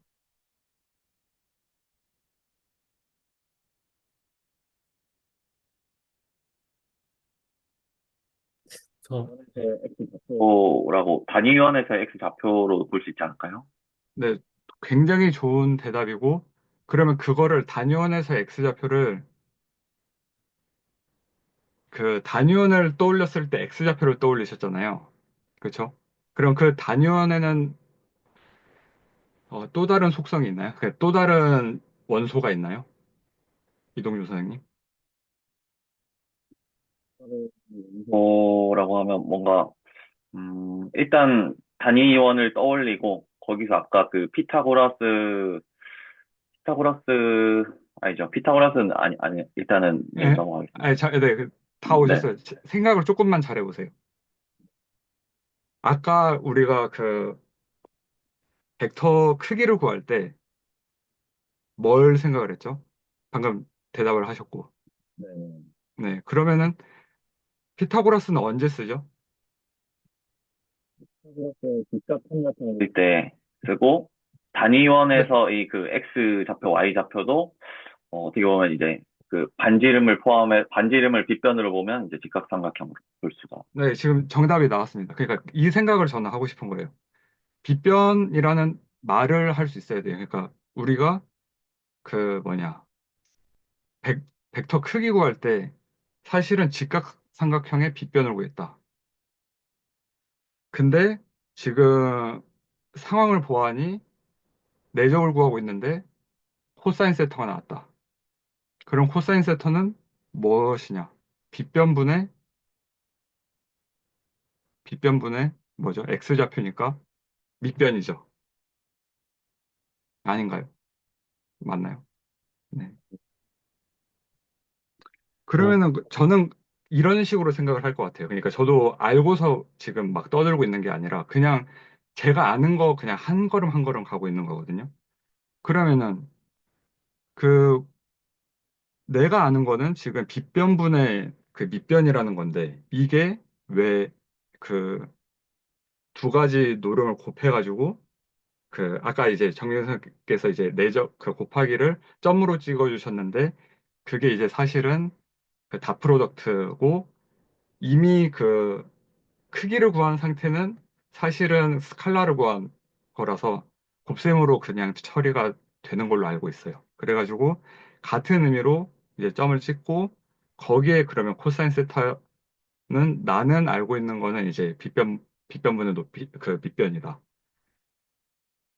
그러면은 뭔가 그냥 상상해 볼게요. 저도 이건 정답이라고 생각하는 게 아니라 그냥 하나의 그 뭔가 상상에 불과하고 이거는 당연히 이제 스터디가 끝나면은 뭐 선형대수 책을 뒤지든 GPT한테 물어보든 딥시크한테 물어보든 해서 답을 구할 거예요. 근데 이거 생긴 게 빗변이랑 뭔가 밑변은 이 각을 뭔가 그 얘기할 수가 있는 것처럼 저는 생겼어요. 뭔가 그 벡터 연산을 할 때 모습이랑 코사인 세타가 지금 보여주고 있는 그 그림이랑 그냥 기본적인 그 그냥 오버랩을 씌워 봤을 때 이거 뭔가 그 끼어 맞는데? 그러면은 이제 저는 거기서부터 이제 그 생각을 좀 해볼 것 같거든요. 물론 저도 그 다음 스텝을 어떻게 밟아가야 될지는 전혀 모르겠지만 일단 가능한 것들은 다 찾아보자 라는 생각으로 지금 하고 있어서 일단은 이제 제 그 이야기는 여기까지였습니다. 제 생각을 조금만 말씀드리면, 저는 어떻게 느끼고 있냐면요. 그냥 오늘 참여를 하면서, 지금 정유 선생님이 처음에 이제 접근해 주실 때, 그러니까 저희의 어떤 되게 평균적인 정서라는 생각이 들어요. 그러니까 어떻게든 계산은 책을 보고 하든 뭘 하든 할 수 있는데, 그것의 의미는 아직 좀 아리송하고, 그런 상태로 이제 다들 들어오게 되잖아요. 그래서 저는 뭐 예를 들어서 정미영 선생님이 렉처러의 입장에서 저희에게 뭔가 지식을 전파하는 형태도 이제 아니다 보니까 저는 그냥 그런 흐름에서 뭐 우리가 그러면 아까 남성화 선생님이 이제 의문을 제기해 주신 것처럼 방향이라고 하는 것은 어떤 의미를 갖느냐라고 하는 것이 사실 남성화 선생님도 이제 답은 아직 모르겠으나 본인이 갖고 계신 어떤 의문들을 이야기해 주신 거잖아요. 그것들에 대해서 저희가 이런저런 논의들을 이제 하다가 오조 선생님께서 이제 본인이 알고 계신 이해하시는 바를 나름대로 이제 설명을 해 주시고 이제 그 과정에서 모든 것을 완전히 엄밀하게 설명할 수는 당연히 없다는 생각은 드는 것 같아요. 그러니까 저희가 모든 것에 다 파고드는 것은 현실적으로 쉽지 않으니까요. 근데 저는 그냥 그 선들 가운데에서 내가 지금 남수아 선생님처럼 더 파고들어 보고 싶은 부분이 있다. 뭔가 의문을 제기하고 싶은 부분이 있다라고 하면 자유롭게 이야기하면 될 것 같다는 생각이 들었어요. 그러다가 근데 우리의 지식 수준으로 뭔지 잘 모르겠다라고 하면 그거는 그것대로 우선 넘어가고 뭐 각자가 조금 더 고민을 해보든 아니면 이제 이 레코드를 보고 채널지기님이 뭔가 코멘트를 해주실 수도 있겠죠. 그래서 저는 약간 지금 남소아 선생님이 제기해 주시는 포인트들이 굉장히 저는 좋거든요. 그런 의문들을 제기해 주시는 게 거기서 많은 대화들이 촉발되는 것 같아서 저는 약간 그냥 그런 포인트들이 있을 때마다 자유롭게 이야기를 해주시면 저희가 이야기를 하는데도 더 풍성해지는 것 같고 근데 뭐 이제 그러다가 더 좋은 답이 나오면 좋은 거죠. 근데 이제 그게 안 나온다고 하면 또 그게 고민해 볼 어떤 재료가 되는 거니까 저는 그 정도의 느낌으로 오늘 스터디를 좀 받아들이고 있는 것 같아요. 결국은 각자가 갖고 있는 맥락과 지식 수준을 이제 합쳐가지고 이 스터디가 진행되는 거니까 저는 그 각자가 갖고 있는 맥락들 가운데에서 최선을 다해서 논의를 해보면 되지 않을까 정도의 생각을 갖고 있는 것 같습니다. 다른 분들 생각이나 리딩하시는 정기영 선생님 생각도 궁금하긴 합니다. 음, 저는 사실 그 채널지기님께서 이렇게 연수 문제를 먼저 주신 거는, 어, 너무 감사하다는 생각이 드는 게, 만약에 저희가 그냥 렉처 노트를 놓고 만약에 처음 시작을 했다? 입을 못 댔을 것 같아요. 솔직히 말씀을 드리면, 이게 뭔지도 모르겠고, 이 얘기를 어떻게 진행을 해야 되는지 자체가 아예 감이 안 잡히는데, 연습 문제를 주셨기 때문에 저희가 먼저 문제를 풀어보고, 나름대로의 어떤 생각들을 좀 정리를 해보고, 이해를 하려고 노력을 하다 보니까, 너무 자연스럽게 지금 막 대화가 좀 이루어지고 있는 것 같아서, 저는 사실 되게 바르게 가고 있는, 바른 게 아니라 이게 저희가 추구하는 대로 방향으로 이렇게 가고 있다라고 개인적으로 생각을 하고 있습니다. 그래서 뭐, 아까도 말씀드렸지만 그냥 계산에 집중해서 지금까지 저도 과제를 했다라고 한다면 조금은 저도 좀 깊이 있게 좀 생각을 해보면서 과제를 좀 해보고 싶고요, 이제는. 그리고 저의 바람은 어쨌든 저희가 이렇게 연습 문제를 풀고 풀면서 모르는 걸 논의를 하면서 나중에 거의 마지막 단계 마지막이 아니라 그 다음 단계로는 그 교수님께서 공유해 주신 그 렉처 노트를 같이 보면서 한번 이해를 해보려고 노력을 하는 걸로 도달하게 되면 이 스터디가 되게 의미가 있지 않을까라고 개인적으로 생각을 하고 있습니다. 그래서 저희가 문제를 풀고 이렇게 자유롭게 논의한 것들을 토대로 해서 자연스럽게 렉처 노트를 이해하는 방향으로 해서 만약에 하다가 뭐 궁금한 게 있으면 저희들끼리 질문을 모아서 그 채널 지기님께 질문을 드려도 저는 괜찮을 것 같거든요. 그러면 채널 지기님께서 저희가 그 질문한 내용들을 좀 취합을 하셔서 거기에 맞는 어떤 코멘트들을 뭐 영상으로 남겨주시든 아니면 이렇게 들어오셔서 이렇게 어떤 답변을 해주시든 어떤 방법으로든 이렇게 선택을 해주실 거라고 저는 생각을 하고 있습니다. 그래서 저희가 지금 이렇게 다음 시간에 저희가 문제를 다 못 풀었거든요, 사실. 11개 문제 중에서 절반밖에 못했어요. 그렇기 때문에 나머지 절반을 좀 다시 한번 저도 비록 풀었지만 좀 관점을 좀 달리해서 다시 한번 보고 들어오고 싶습니다. 그래서 오늘 좀 자유롭게 좀 대화를 하고 어느 정도 우리가 좀 대화가 다 이루어졌다. 그러면은 드디어 우리가 렉처럴 노트를 탁 펼쳐놓고 하나하나 같이 한번 보면은 이게 뭔가 좀 달라지지 않을까 개인적으로 그렇게 생각을 하고 있습니다. 그래서 렉처 노트 보고 질문 좀 취합을 해서 마지막으로 질문을 드리는 형태로 그렇게 저는 스터디를 했으면 좋겠다라고 지금 머릿속으로 사실 정리를 했습니다. 이렇게 선생님들이 말씀하시는 걸 들으면서 정리했는데 이 방향이 괜찮으시다라고 하면 그렇게 같이 진행을 할 거고요. 혹시 뭔가 또 하는 과정에서 이건 좀 아닌 것 같아. 뭐 이런 게 있으시면은 오늘처럼 자유롭게 말씀을 해주시면 또 한 번 이렇게 조율을 한번 하는 식으로 그렇게 맞춰가도록 하겠습니다. 네, 또 뭐 저희가 이제 10시 50분, 이제 10분 정도 이제 시간이 이제 2시간이 되기 때문에 저는 뭐 아직 내일 출근 안 하지만 출근하시는 분들이 계실 수도 있을 것 같아서 딱 한 10분 정도 하고 오늘 스터디를 이제 마무리를 하고 싶습니다. 그래서 혹시 하실 말씀 있으신 분들은 자유롭게 짧게만 한번 말씀드리면, 저는 지금 방금 말씀해주신 내용이 다 완전 동의해가지고, 그렇게 갔으면 좋겠다. 일단 이렇게 먼저 말씀드리고, 아까 그 최승리 선생님께서 말씀해주신 것처럼, 어, 저희가 할 수 있는 선에서 최대한으로 이렇게 얘기를 해보고, 여기서 뭐 끝장을 내야 되는 건 아니니까, 다음에 넘어가서 또 봐도 되는 거고, 그렇게 할 수 있는 얼마든지 자율성이 있다고 생각이 들어서, 오늘 저는 시간은 너무 그게 잘 됐던 것 같고, 개인적으로 아까 오지호 선생님께서 그런 본인이 아시는 걸로 설명을 해주심으로써 저는 더 이렇게 조금 더 명료해지고 어떤 식으로 해봐야 되겠다가 더 많이 섰거든요. 그래서 그런 지식을 나눠주는 것도 너무나 감사했고, 남승아 선생님께서도 오히려 조금 갭이라고 하죠. 갭이 사람마다 다 다른데, 저도 오늘 엄청 많은 갭이 느껴졌고, 그거에 대해서 하나하나씩 다뤄주셔가지고, 어떻게 보면, 저는 수학을 한다는 게 개인적으로는 생각하는 법을 바꾸는 과정인 거라고 저는 생각을 하거든요. 근데 그 과정에 있어서 결국에는 그런 갭을 생각을 하냐, 안 하냐가 공식만 달달 외워서 하는 게 아니라 왜 이 공식이 나왔느냐를 생각하는 과정에서 저는 생각이 조금씩 바뀌는 것 같다는 느낌을 받았어요.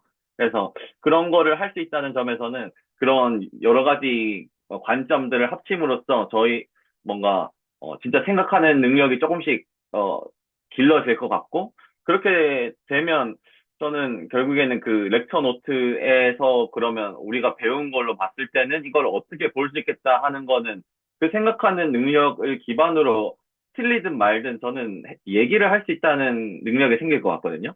저는 채널지기님이 지금 뭔가 이렇게 뭔가 장려하시는 방향이 개인적으로는 여기서 정답만 얘기하라는 건 아니라고 저는 생각해요. 저희가 여기서 얘기를 아무리 했는데도 예를 들어서 너무나 틀린 방향으로 얘기를 했어도 지금 단계에서는 그렇게 얘기를 치열하게 하는 것만으로도 의미가 있다는 걸로 저는 받아들이고 생각을 하고 있거든요. 그래서 그게 설령 틀렸더라도 그 과정에서 길러졌던 힘이 있다면 나중에 얼마든지 고칠 수 있다. 이렇게 저는 받아들였어서 여기서 그렇게 치열한 그런 얘기를 할 수 있고 우리들끼리 뭔가 하나의 건덕지, 그게 건덕지가 문제가 됐든 렉터너스가 됐든 건덕지에 대해서 우리의 생각들을 나누고 뭔가 우리가 맞다고 하는 결론을 이끌어내는 경험을 할 수 있다면 나중에 얼마든지 다시 돌아와서 정정하거나 더 정확하게 엄밀하게 하는 거는 얼마든지 할 수 있겠다는 생각이 들었어요.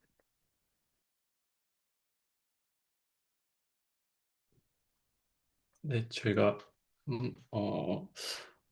네, 저는 이제 느낀 점이, 그러니까 제가 처음 일변수 스터디를 진행을 했을 때도 느꼈는데, 이제 어쨌든 김수현 선생님하고 둘이 하면서 뭐 처음부터 공부를 하는 거니까 저희가 책을 참고를 해서 하더라도 음, 그러니까 100%다 해소되는 거는 아니에요. 해소되지 않는 부분이 분명히 있어요. 근데 그 어쨌든 뭐 시간적인 제약도 있고 그걸 파고 들어가다 뭐 들어가는 부분도 있지만 거기서 제가 답을 못 찾고 그냥 여기까지 하자 하고 그냥 넘어간 적도 있고 하는데 근데 사실 그 부분에 대해서 뭐 차례 여쭤봤을 때는 어쨌든 이제 일변수 미적 그러니까 고등학교 뭐 수학 일변수 미적분학이라는 토픽으로 스터디를 진행하는 거기 때문에 채널지기님께서는 그냥 그거는 어차피 이제 나중에 그러니까 뭐 더 이게 하나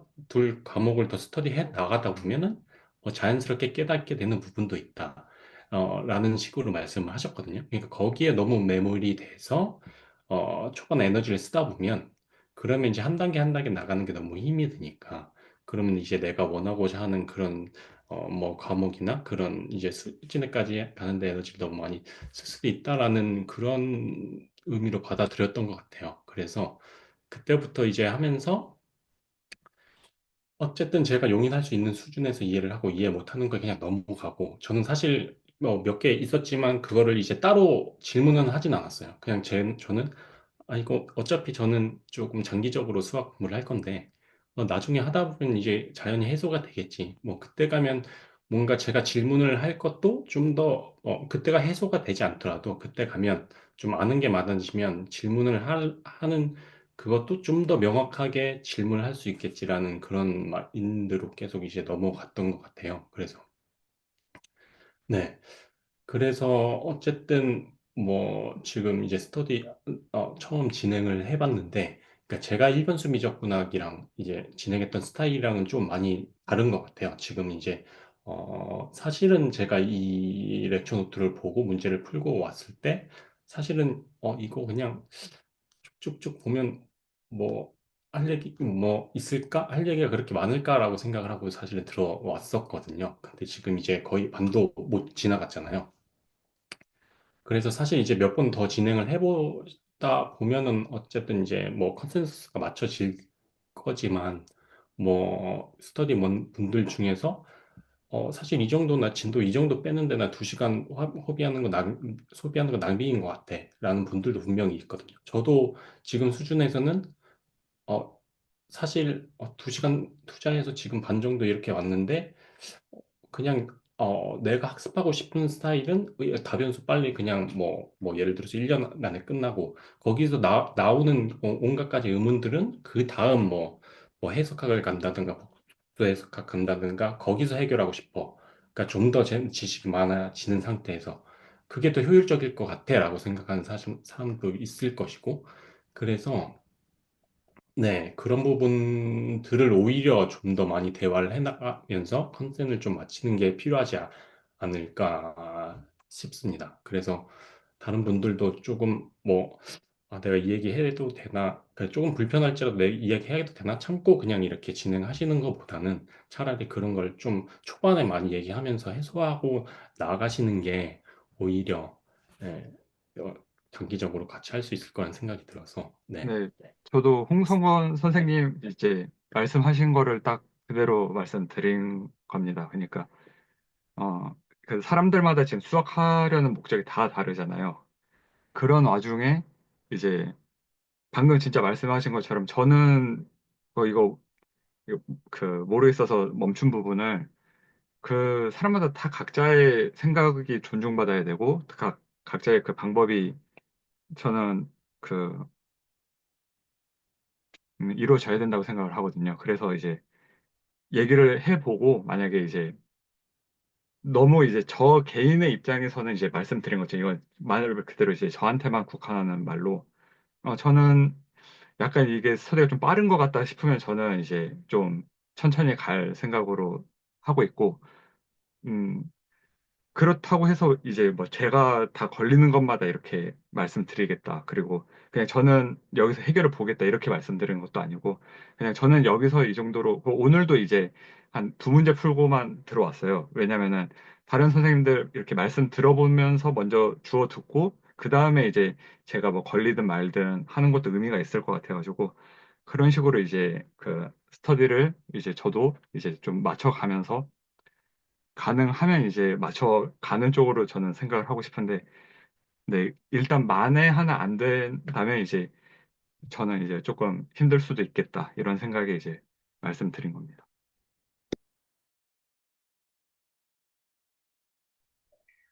저도 사실 이게 계획이 사실 있었어가지고, 이게 길게 할 수 있는 상황은 사실 아닙니다. 그러니까 저도 사실 1년을 지금 잡고 지금 하고 있는 거여서, 1년의 기간 동안 다변수 미적분 악에서 우리가 공부할 수 있는 것들을 최대한 제가 습득을 해서, 저는 또 이걸 토대로 해서 뭔가 다른 거를 지금 하려고 지금 발판을 지금 삼고 있는 거라서 그냥 이렇게 막 계속 시간을 길게 그러니까 저 같은 경우는 길게 잡을 수 없는 상황입니다. 근데 그렇다고 해서 그렇게 막 문제만 풀어 제끼는 형태로 막 이거를 막 스터디를 하고 싶은 마음은 추호도 없기 때문에 요거를 잘 이렇게 조율을 해가면서 하는 것이 좋을 것 같다라고 생각을 하고 있습니다. 그래서 한번 저희가 오늘 한번 했고 한 두세 번 정도만 더 하면서 각자 우리가 그걸 한번 생각을 해보면 좋을 것 같습니다. 우리가 만났을 때 2시간 동안 어느 정도의 진도를 빼는 게 좋을까? 어느 정도 진도를 좀 빼서 어쨌든 뭐 남승아 선생님의 속도 또 다른 뭐 저는 이제 1년 안에 해야 되니까 뭐 저의 속도 이런 걸 잘 이렇게 좀 조정을 좀 해서 우리가 이게 뭐 두 주에 뭐 한 챕터든 뭐가 됐든 요거를 우리가 앞으로 한 두세 번 정도 더 같이 스터디를 하면서 각자가 좀 생각을 해보고 한 세 번째쯤 됐을 때 다시 한번 요 관련된 이야기를 논의해보면 좀 좋을 것 같습니다. 그래서 우리가 분량을 좀 어느 정도 하자. 왜냐면 어쨌든 채널지기님이 계속 연습 문제는 주실 것 같거든요. 제가 봤을 때는. 그럼 어쨌든 만났을 때 적어도 우리가 이 문제는 풀어야 된다. 이런 어떤 그 양을 같이 한번 좀 정해봤으면 좋겠습니다. 괜찮으시겠죠? 네. 지금 11시가 다 됐습니다. 자, 그러면 이제 오늘 스터디 혹시 하신 말씀 있으신 분 계실까요? 혹시?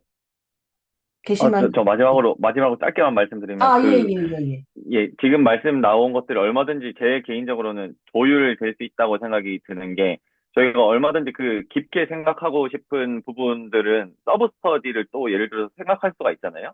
그래서 서브 스터디에서 그런 얘기를 또 할 수도 있기 때문에, 그 진도 나가는 것과 그런 얘기하는 거를 병행하는 게 얼마든지 또 가능하겠다 생각이 들어요.